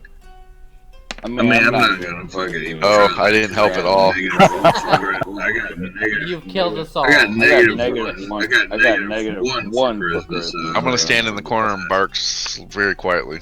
Bark, bark. What does a critical failure on charisma look like? Yeah. Well, so Your fake eyelashes fall out. That's or what? basically it. No, That is I look at what Finn it and say, looks "We're like. poisoned." What? all right. So you got a 7 on that on Finn? I said I would look at Finn and say, "We're poisoned." You didn't tell me that. Yeah. So yeah, you tell them that, and but then also mist is not helpful at all. Oh. So the spider kind of looks at you for a minute and says, "Our silk is sacred to us, and I'm worried that you might be telling the truth on the poisoning. So instead of eating you, we'll just kill you instead." Oh, great. Yeah. That's a nice compromise. So. All right, well, Miss is done Jesus. fucking around. He wants his damn armor. I'm going to just attack one of these damn things. Okay. All right. Yeah. So which one? Which one you Has going for? anybody gone for? Not How yet. many we got? You got 3 of them. You got the large one in the middle, and then Three. the 2 side ones. It seems from the conversation like it's a mother and 2 of its children. Well, Mist ain't no Sure. bitch, so he's going to attack the small one on the right. All right. So yeah, let's roll some things for that. So, Oh, that's happening. Yep. All right. Cool. And then roll for some damage. All right, cool. Oh, Yep. Now you can roll an additional D4 for damage if you want. Mist doesn't want to get bit in the ass. No thanks. Okay. All right. Well, and you get a +1 to damage because you're using your rapier, I assume. So Yep. you get three total. So yeah, go tell me how you do some minimal damage to this spider. I'm gonna walk at it. And I'm gonna be like, "Bark for me, bitch!" And I'm gonna poke it in its side. All right. So you definitely poke it in the side, skewer it a little bit. It definitely takes some damage. And about that time, it sort of shoots a web up and descends up into the trees. And you can hear it sort of chittering around up above you. Meanwhile, Lugas, what are you doing? Well, So what now? I'm a bastard that's over here. Like, okay, well, you're gonna taunt us, so I'm going for the main motherfucker. Right. So let's roll. And so I'm gonna run forwards with another overhead, double-handed, fucking downward axe strike straight to the mandible of Elden. So good time. All right. So yes, roll 2d6 on strength then. 2d6 on strength. Yep. Bam. All right. So your strength is 2. That's 10. Plus- So yeah. All right. And then go ahead and roll for damage. I'm gonna roll my D10. what was that?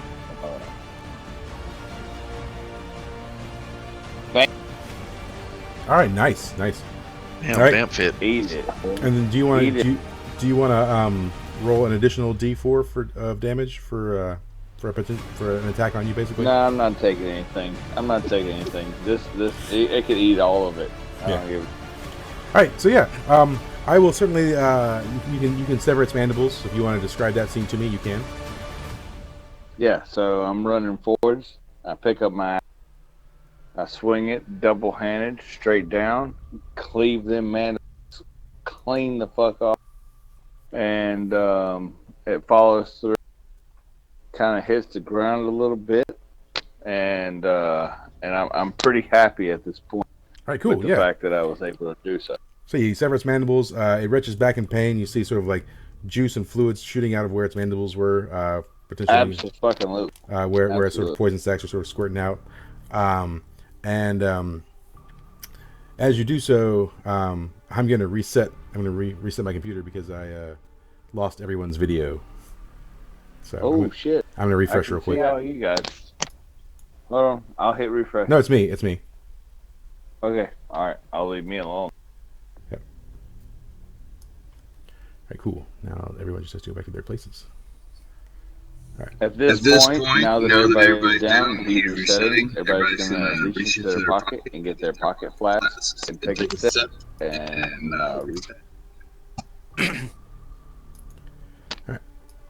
Oh man, my flask is out. It's been out for weeks. Oh no, God. it's a hard life. Then you should come here and we'll live stream from here and I'll feed you Scott Feed you Scotch. I do rather like scotch. No offense to you mead people, but Nah, Scotch is king. I can't do whiskey. Whiskey messes me up. So Delicious. the thing with that stuff is it has a lot of carbs. I have diabetes. yeah. So the hard liquor has very little carbs. You know, like what am I gonna do? Oh, Limerence. resetting does 14. terrible things to my computer. Right there. There you go. Your video didn't pop back up for me. No, I see you guys now. Do you not? That's good. Do you guys not see me? Blend or rank? I don't see you. I don't know about everybody Did you else. see that? Did you see that Glenmorangie 14 there? Oh, you all disappeared again. That's weird. There you go. What the truck? Hey Jeff, you see that shit? I do. Pass There it you here. go. Hold on. Here you go. All right, can you see me? Hey, I see you now. Can you Yep. see me now? Yeah. Okay. Cool. All right. Oh, welcome. All right. So now This- Welcome. the only- Sanjiva. the only problem I have is that everyone's videos get rearranged. I'm gonna have to like lock you in place. It's all It's all good. You just gave your computer too much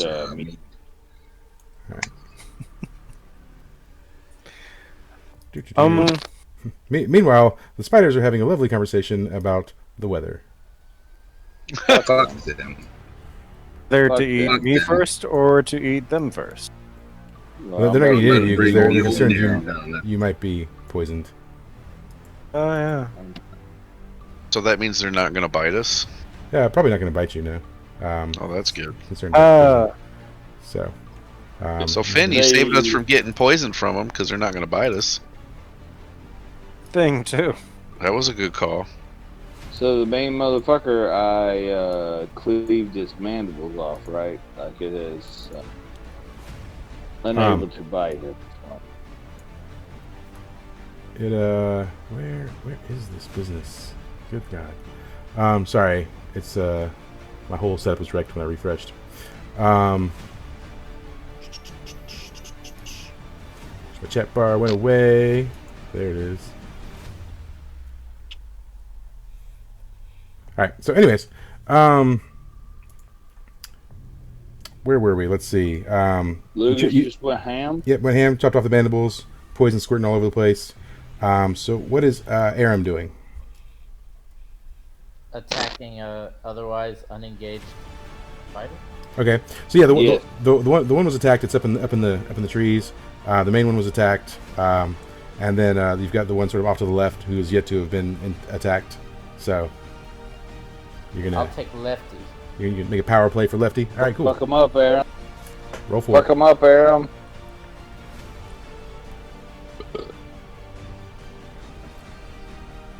Nine. All right, cool.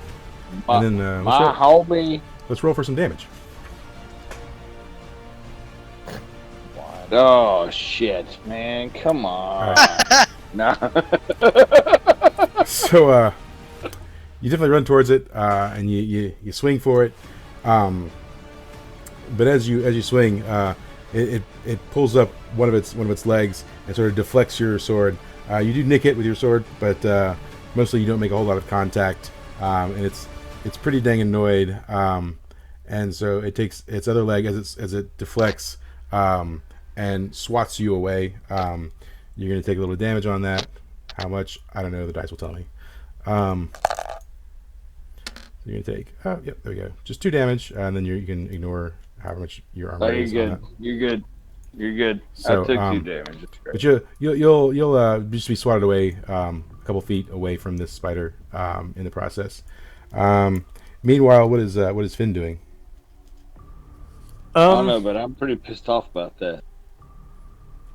Well, being that the big bad is toothless, I'm going to cast light on an eye cluster of one of its kids. Okay, all right.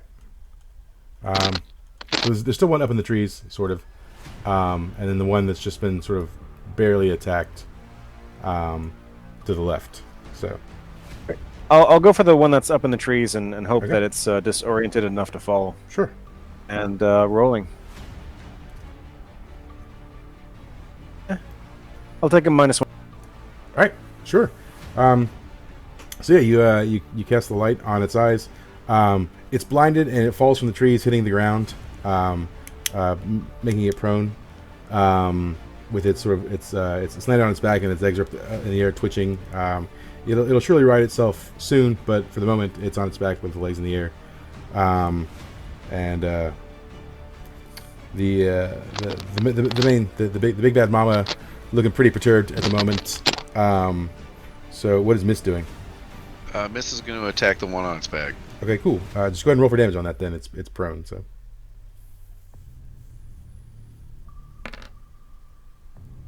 That's 6. cool. All right. Yep. All right. So you're not going to kill it, but you're going to nearly kill it. So explain the. Well, you get a +1 on your rapier, right?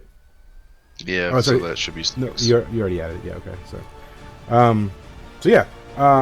Tell me how you sort of mortally wound it. Alright, I just run up to it and I take a big slash. Expecting to cut the body in half, but I did a little too high. Yep. So instead, I just cut all its legs off. Okay. All right. Yeah. Sure. You get the legs off. Sort of. What looks like sort of green blood starts oozing out of the leg cavities. Still blinded by the light, and writhing around on the ground, thrashing back and forth, and sort of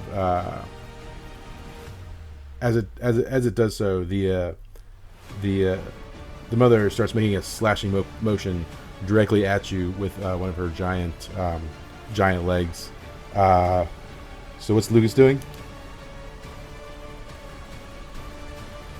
Lucas just got done slashing the mandibles off the spider, the biggest spider there. Yep.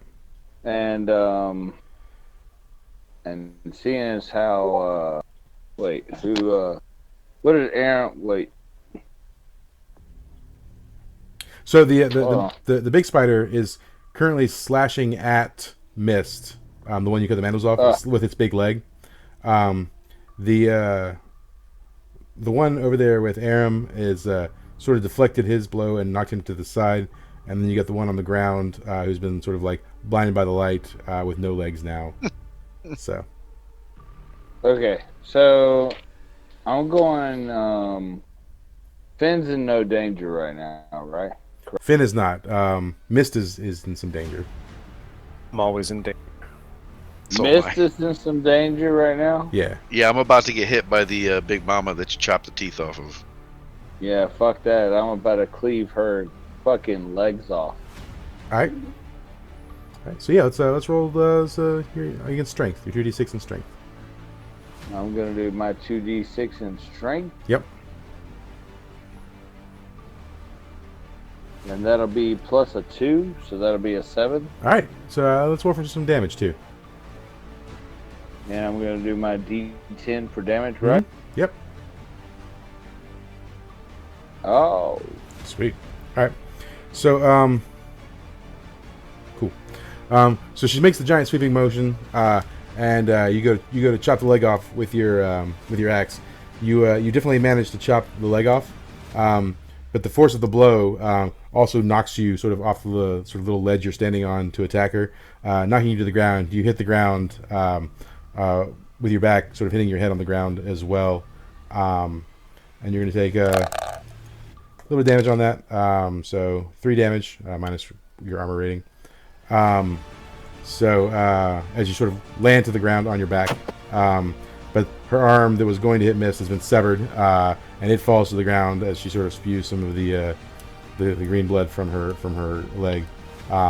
So Miss is kind of saved, but I take a little bit of a little bit of damage. Take a little bit of hit there.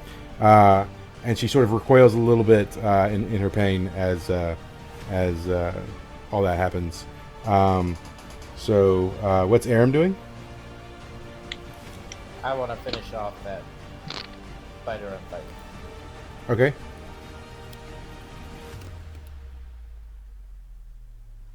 All right, and then roll for damage. Bam, good roll. Damn.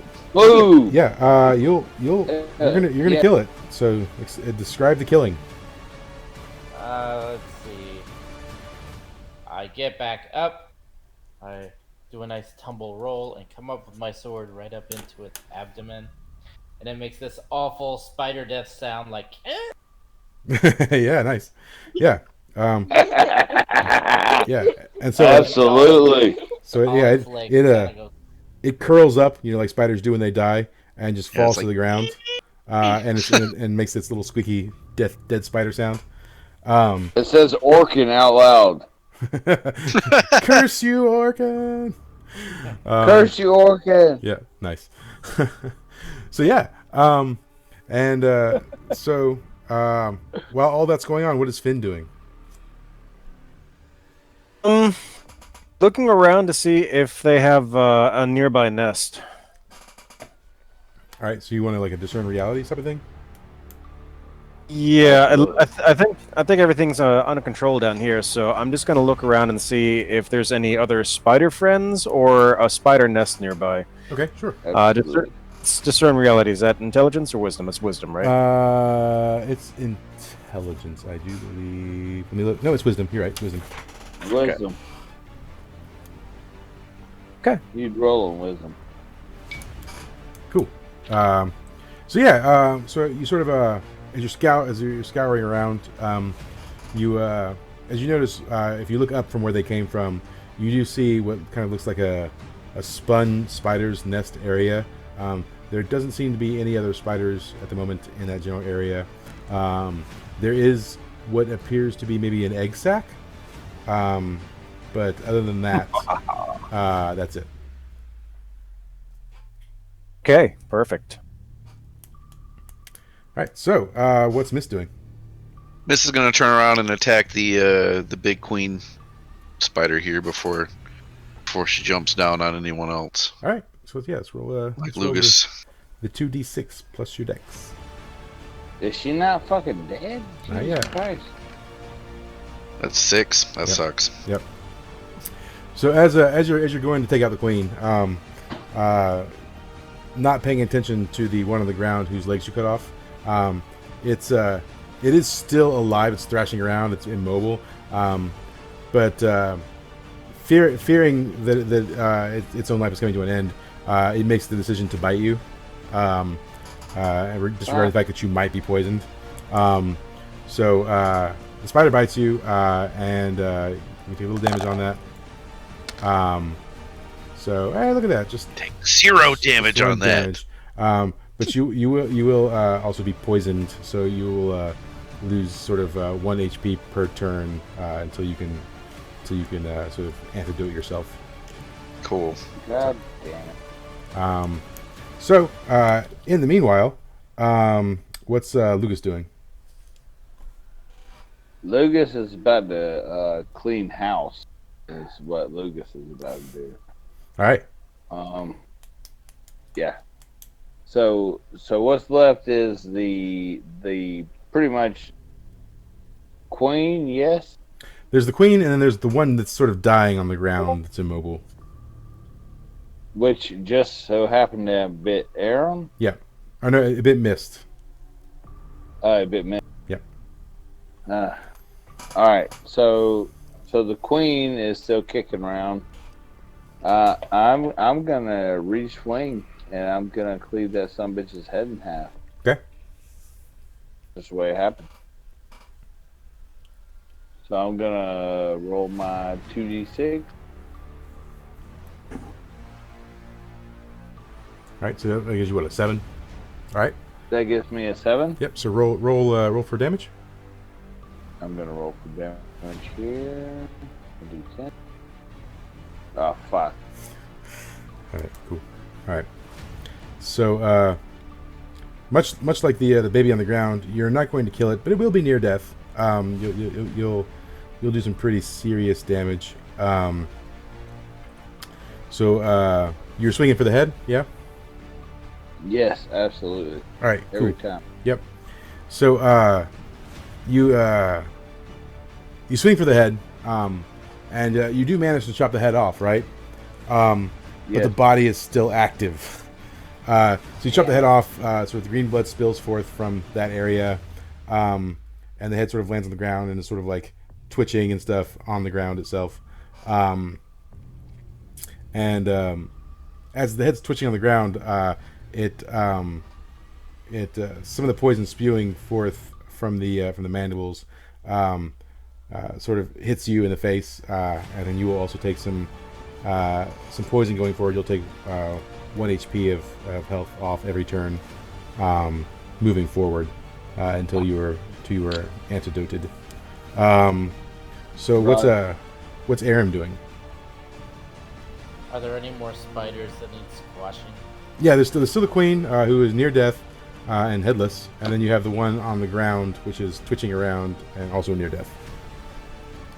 I guess I want to finish off the queen. All right. Candy and helpful. Yeah, fuck her. Yeah. So yeah, it's your 2d6. Yeah. Oh, nice. Yeah. All right. Cool. Ooh, nice. So yeah. Roll for damage, and then you can. Yep. Yes. Yeah. Yes. And I will give you the ability to you can attack both and kill them both. So explain in detail how you murder both of the queen and the little Aram is coming in fucking spiderling strong. on the ground. Let's see. I can't think of anything creative because it's late. I hack one and I hack the other one. Okay, cool. Yes, So, you can. Yes, you can.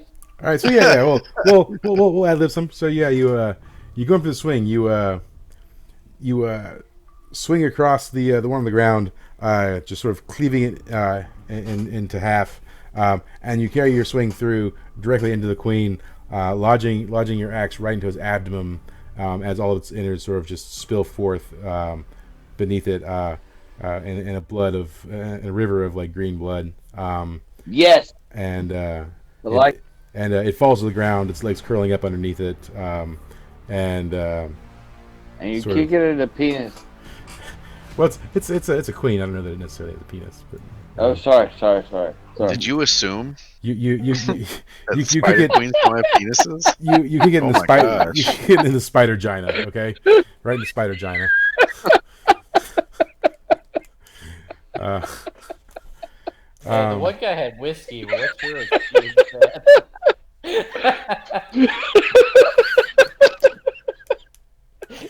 So yeah, but the spiders are dead, right? You've killed the spiders in all their glory.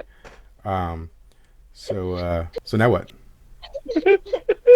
Are they all dead? Yeah, they're all dead. Everything's dead. Mist collects all the silk he can find. Yep. All right. So sure. Absolutely.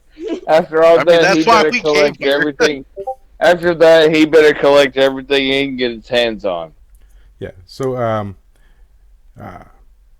we'll say between cutting the spiders open and harvesting what's inside, and collecting sort of the what you can from the nest, you collect 5 bundles of spider silk. Okay? Nice. 5 bundles of spider silk. And anything else? Were there any like other humanoid remains in or around the nest? Maybe previous adventurers that lost their way. Yeah. So if you climb up to the nest, you'll find some sort of remnants of digested, partially digested bone. But beyond that, there's not much of anything. Mist would like to take fangs off the spiders and keep some poison for himself. Okay, so yeah, you want to harvest some poison. Now you and Lucas are poisoned at the moment. Yep. You can pull antidote from your adventuring gear if that's something you want to do. Please. You can pull just one antidote will take care of the both of you. So whoever wants to pull that off and mark off an adventuring gear item can do that. Please, God. I actually happen to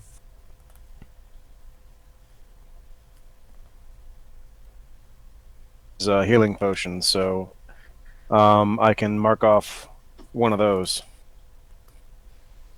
Well, So the go ahead and move the poison status. Okay, that's fine. All right. So yeah, you are no longer poisoned. Yeah. So you can get now I guess there's 6 fangs in total, so you can click those, divvy them up however you want, and a lot of the poison has been like spewed out on the ground. We'll say you managed to harvest 2 vials of spider poison. So 2 uses. Yeah. Sweet. Which, if thrown on an enemy, or if you put it on your blade and stab an enemy with it, they will like you. They would take It'll poison them. minus 1 HP per round. So all right. Yep.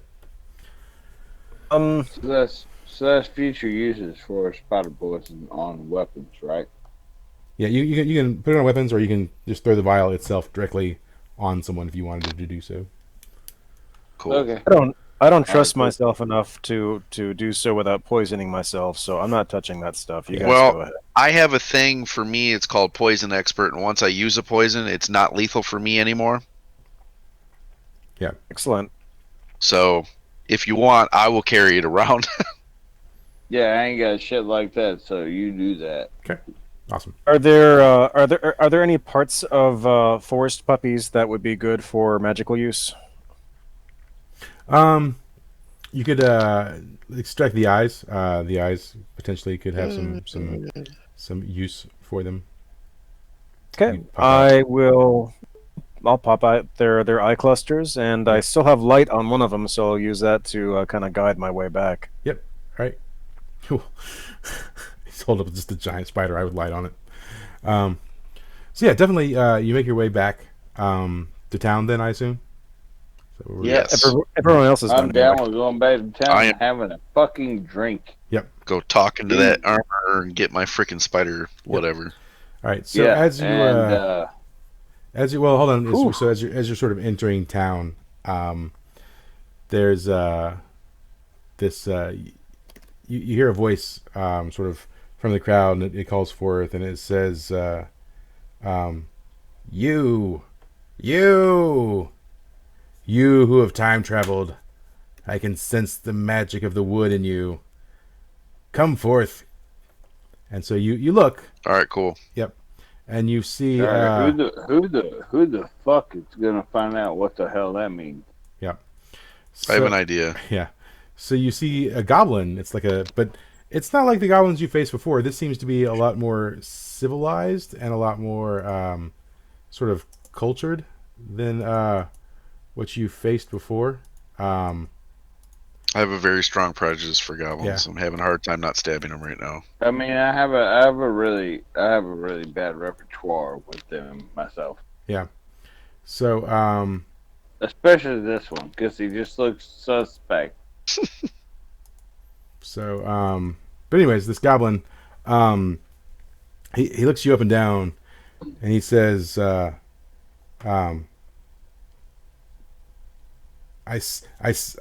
sense an oldness about you that is new. It's a new oldness. You're not from this time period. I sense a magic from my home in you. Where do you hail from? Talking to Mist. Where do I hail from? Yeah, fuck you, Mist. Go Am for I it. supposed to know this? Well, I would like to spout lore to myself. Sure, well, he's speaking about, I guess, what time period are you from? Because he can sense that you're not from this like time period. Then I respond as I'm 200 years old. I've been thrown into the future. Okay. Kind goblin man. So he sort of imparts to you that he says, I sense you've been to the wood of goblins. You've been to where they are from, and he says, I know not how you've come to this time, but do not fear me. I know probably from when you were from that goblins were much more of a tribal race, but we've come a long way. And he lets you know that sort of in the last 200 years, goblin culture has sort of advanced a lot, that he's sort of like disavowed himself of the tribe because he's not in agreement of what they're trying to accomplish. He says that goblins are trying to open a portal to another dimension. That there's there's they sense the end of this world is impending, and they're trying to escape it, right? And so they were held captive. There was this sort of like hobgoblin that had gone mad about 200 years ago, during sort of a great calamity, when a great evil had been set free, and anytime they tried to leave the forest, that it would like murder them essentially. But then about a year ago, these adventurers had come by and slaughtered the hobgoblin, allowing goblins to sort of re-enter the world, and that they've definitely been taking measures to allow them to sort of jump ship, as it were. That they no longer want to be a part of this world. So he also sort of like heeds you to stay away from goblins altogether if you can. Cool. Okay. Yeah. No problem there. Sure. I mean, I'm down with that. Yeah. And before he walks away, do you have any questions for him or any interactions you want to have with this guy? I would like to do a subtle detect magic on him. Yeah, sure.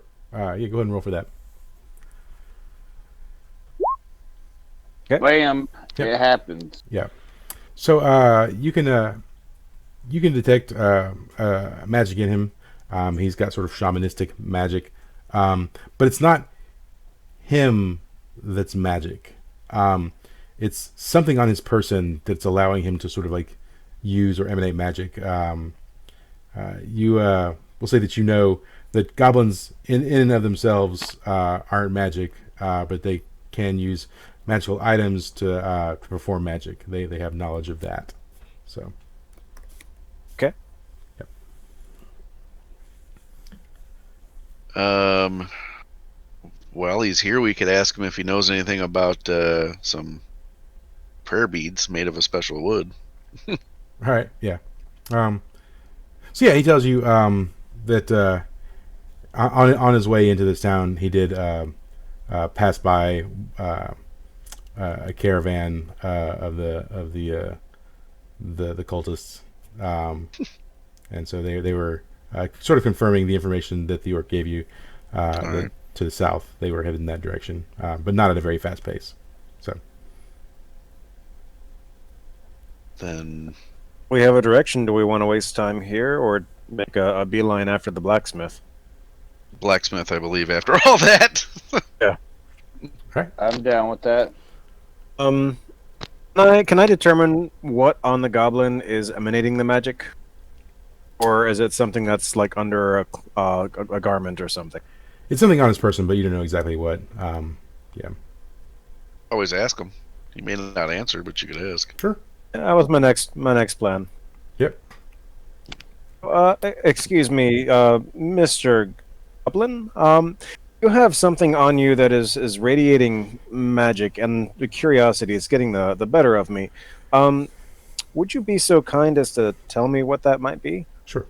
Exactly. So he looks you up and down, and he says, "You're not quite human, are you?" Not on the best days, no. He says, "You can call me Tweeg. I will answer your question, but only if you can promise that you will not assault me and take my wares." Is that ever or just in general or what? Just in There's general. a stipulation. Like if you attack me first, I'm gonna have to do something. But if you don't attack me, I'm not gonna attack you. Yeah, because I have no intent engaging in battle. It is not my way. And if somebody attacks Finn, then I have no choice but to attack He them. says, I have left the goblin compound to escape the violence. So In that case, I think we have an accord. so he says, I have this magic staff. You can see it's coming out of my back that I carry around. It's the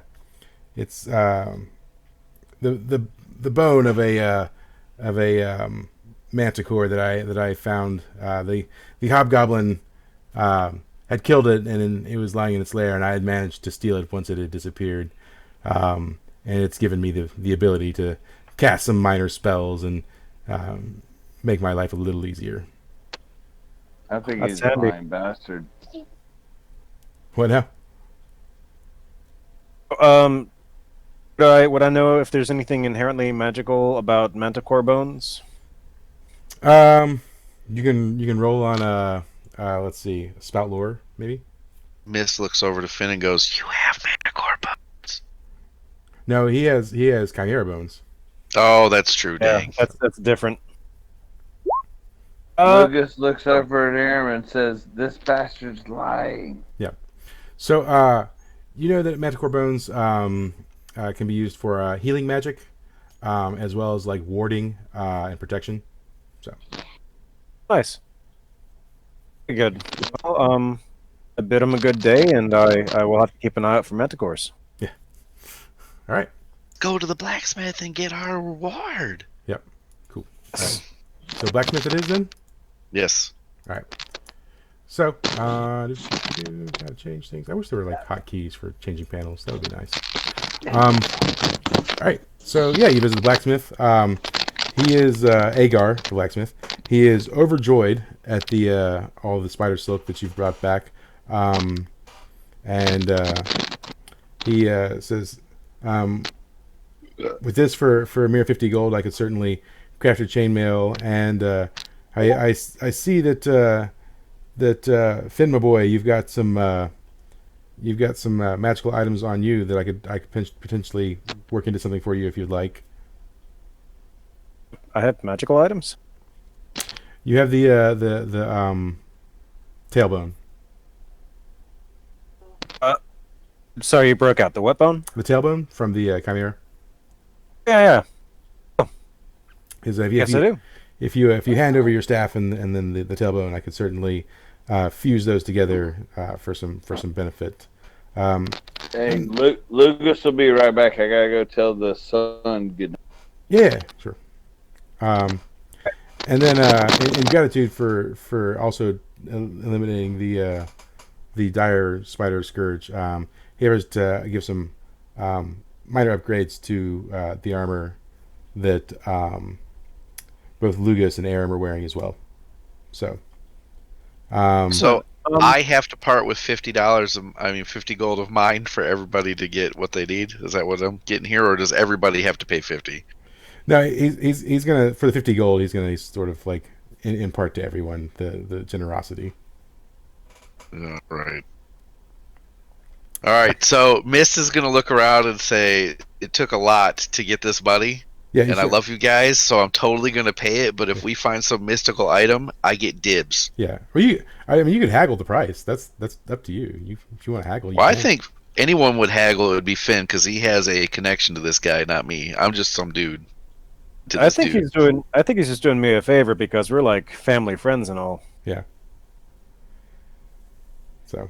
But I do have a question. I need to ask discreetly, so I asked the blacksmith if he could just pardon me for just 1 second. I'm gonna cast a spell, telepathy. Okay. And on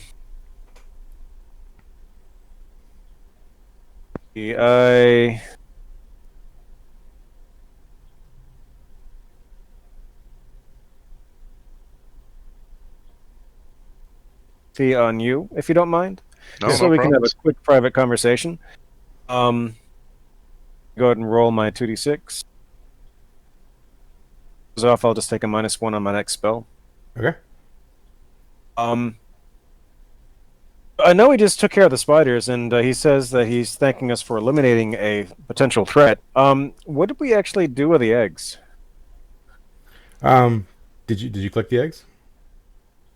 We did go around and collect everything, but okay. I don't know if we grabbed the eggs. I did say I loot everything. Okay, all right, sure. Okay, all right, good. I don't know how hungry baby spiders are when they hatch, but it might be possibly worth our while to not hold on to them for too long. Yeah. I agree. So yeah, he says I don't know much in the way of the hatching sort sort of protocols of dire spiders.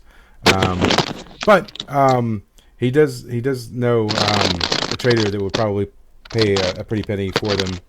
All right, I'm back. So he says if you would like, he would take that for payment instead of the 50 gold. Yeah, let's give him the spider eggs. Miss doesn't know that. This is a private conversation. What the fuck just happened? No, I was casting it on Mist. I thought me and him were talking about it. Okay. Something to Mist. Oh, okay. All of a sudden, So they just need to bring the fucking hammer down. I'm with Finn here. I don't think we need these eggs. They'll probably cause more problems in the long run. All right. I was just really super confused because I was having a private telepathic conversation with Miss, and all of a sudden the blacksmith pops in. It's like, sorry. oh my god! Sorry, I thought you were talking to the blacksmith. I didn't understand. Yeah. Sorry. I thought he had some sort of mystical power. I wasn't. This Yeah, man. Let's give that dude the eggs. I agree. Let's do it. Let's egg them up. All right, good. All right, cool. egg them up. So yeah, he'll take the eggs as payment. So Mist, you get a set of after he sort of completed his task, you get a set of spider silk chainmail, which gives you +3 armor and no decrease in mobility. Yeah, Yep. cool. And then the upgraded staff, which now has the chimera bones infused with it, will give you +1 on your roll to spell casting for Finn. Yep. And both the armors for Lugus and Aram have been upgraded for an additional +1. Nice. Sweet. Yep. All right, so taking that +1 out and I'm putting a +3 in. Yep. Mm-hmm. Boom. Nice. So, anything Can we do? dye? No, go ahead. I'm sorry. No, I want to dye the spider silk black. That's all I was gonna say. I was gonna say I don't want to. You don't need to fucking die. I don't want to be bright running around with white. No, I was going to ask if there was anything that can be done with the spider eyes, the eye clusters. So he takes a look at him and he says that sort of the manipulation of the sort of the eyes is beyond his ability. More of working with metals and fabrics that sort of organics aren't sort of his cup of tea. But certainly they are a prize item to certainly hold on to them. So. Okay, that's great. Yep. Thank you. All right. So. Time to go catch the cult. Right. So your business with the blacksmith is more or less done. Unless you have any other questions to ask him or deem from him at this time. Can he upgrade my my rapier for money? So he takes a look at it, and he says, I don't know where you got this, but this item is beyond any sort of thing that he's seen in his lifetime. So sweet. Yep. All right. So, I guess carrying on, y'all going to sort of make your way out of town and search for that caravan? Unless, Yes. Yeah. All right, let's go. All right. I say let's hightail it out. So certainly you make your way out, and you sort of start booking it down the road. Do you hire any horses, or are you just going on foot? Can we get a time frame of either or? So if you don't hire any horses, it may take you sort of 3 days or so to catch up with the caravan, potentially. The horses, you catch up to them in a day. How much is it to hire horses? Like 50 silver. Which is what, half a gold? Yeah. Yeah, I'll hire horses for us. Okay. All right. So is it like a rent a horse or like a buy a horse kind of? You're like saying hire a horse. I'm kind of curious. Yes. Also, it's a buy a horse scenario. All right. You've had horses. Buy a They're, horse. they're dispensable. You can throw them away when you're done. Cool, man. Kill them and eat them. Eat the horse meat. They're delicious. So yeah, you hire some horses or buy some horses rather, and so you make your way off, and sort of in just a day's time, you spot the caravan, right? So you make your way, and you sort of roll up on the caravan. It was headed towards another sort of like one of the major cities, but it's definitely still maybe a day's ride away from that city. When you catch up to it, it is sort of in the night that you've rolled up on the caravan itself. Oh fuck! And so there it is, the sort of religious caravan of the cultists. That's just drawn by two horses. Small caravan. There's probably between 5 to 7 people possibly residing inside. But these are Aram's people, even though he's been excommunicated. This Your people look kind of creepy. Yeah, I was about to say that, man. Aram, dude, your family's creepy as shit. There's some Well, green smoke coming out of that crap. they are a cult, so I have mixed emotions. What can I say? what do you do? One of us. I'm gonna look at Aram and say, "Hey, man, do you think it'd be better for you go up there as an excommunicado, or should one of us do it?" One of I'm us. pretty sure it would be worse if I did it, given the history. All right. So Well, then it's probably better if he hangs back and one of us three goes up there, or all of us, or someone goes invisible and goes and looks. There's that. Because we do need prayer beads. I mean, you don't need to take them because you're good, but I'm whatever I want to be. So I was gonna say I don't have to cast invisibility on myself. oh, well, do it for me. I'll snatch and run.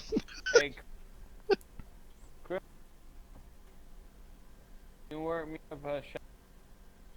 what's that now? I'm gonna cast invisibility on Mist. Hmm? And lay low with the rest of the group, and just kind of watch on, I guess. Okay. All right. So And we're looking for a set of these prayer beads, right? Because that's the only way we can get in. So I'm gonna walk up to this thing and see if I can see a set of these prayer beads laying around. All right. So yeah, it looks like you're successful in your roll to cast invisibility. So And that's with a -1 for my penalty. okay. Well, that's on what's the yeah, but you get what? Is it plus wisdom on casting a spell? So you get is it a +2 on that? So +2 -1? Or is it +1? Oh, it's +1. Casting a spell is intelligence for me, Yeah, okay. So and it's normally +2, so I took a -1, so it's just a +1. Gotcha. So you still 10. So okay. So you are full on invisible, no minimum penalties whatsoever. So yeah, you walk up to the cart. You have a peek inside, and you see 5 of the cultists sitting around, and they're going on about their Lord and Savior Bob Ross. And yeah, they're talking about happy little trees. It's how it is. Do they all have afros? Because this is amazing. They sure do. They sure do. The awesome afro Bob Ross has. Great. Are they painting? The official hairstyle. So, but they all have prayer beads. They're on their persons. So that's what you see. Well, then I guess I'm going to use my dexterity to try to swipe one off. Now, stealing, does that make me visible instantly? Is that one of those things? Only it depends on your roll, right? So if you fail, all right, cool. then you might become visible. Well, that's fine. I mean, I'll take that. Yeah. But all right, so we're going to do what, 2d6? Yeah.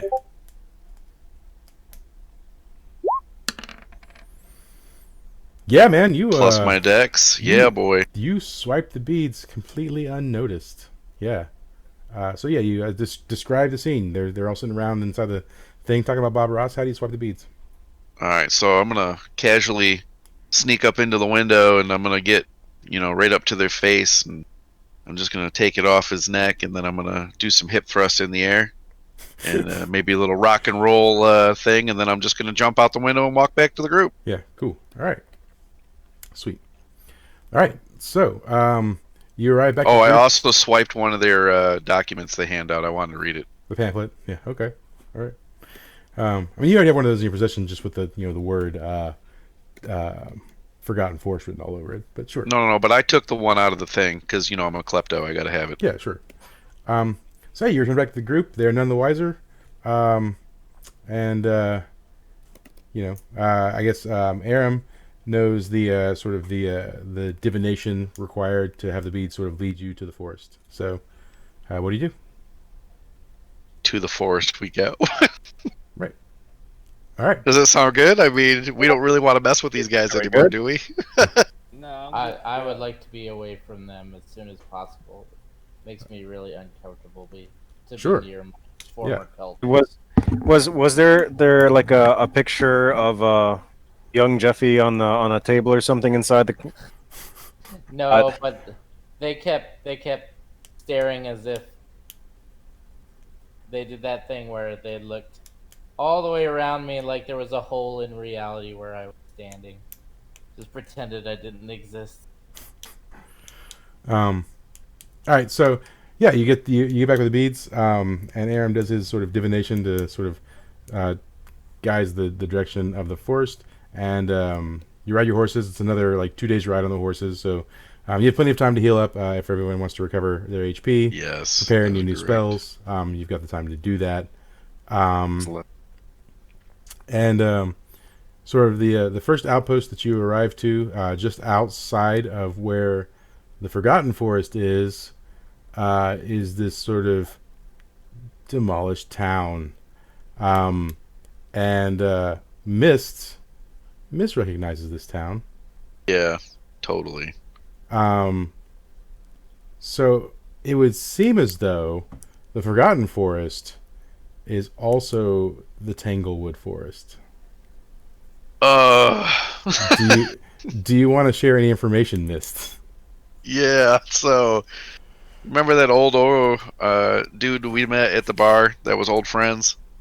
200 plus years ago on my first journey, I met him at a bar in this city that is now derelict. And we went from this city into the Tanglewood Forest, where we met a giant group of very hostile goblins, hence my hatred for goblins. There's also a temple in said city, in said forest, that has plenty of, or used to have plenty of fae that were hostile. There's a lot of stuff going down here. It's not safe. So I suggest we proceed with caution. Oh, well, thanks. I'm going to cast invisibility on myself. I would also like to spout lore on myself if I'm missing anything there, Michael. Sure, yeah. So your character is obviously curious because you've seen maps before. You guys are, I assume, using some sort of mapping system anyways. But for some reason you can't. You're totally not invisible. You totally. It's almost unquantifiable, like why you couldn't remember this location until you arrived at it,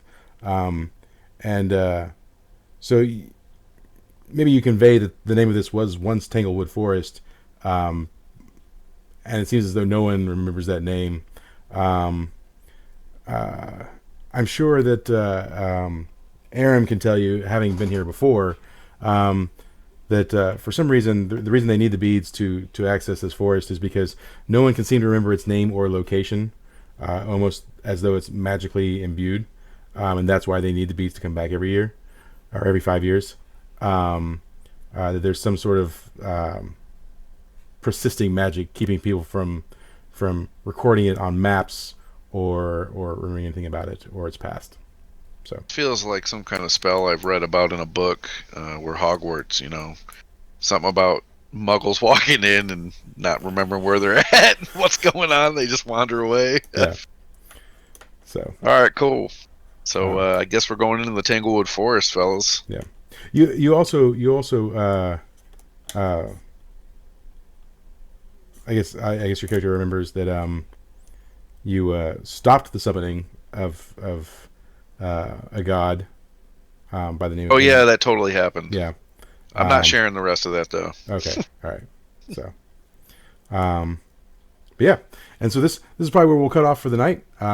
Your next session will be descending into the Tanglewood for your lost items. Man, you guys must really want these lost items pretty bad.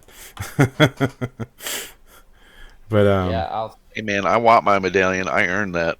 Oh yeah. It's got some magical properties to it too. So, there's that. I want my prayer beads back. It's my last shred of remembrance of my old life. Yeah. But you hate your old life, though. I do, but I'm deeply conflicted. Yeah. I have internal conflict. All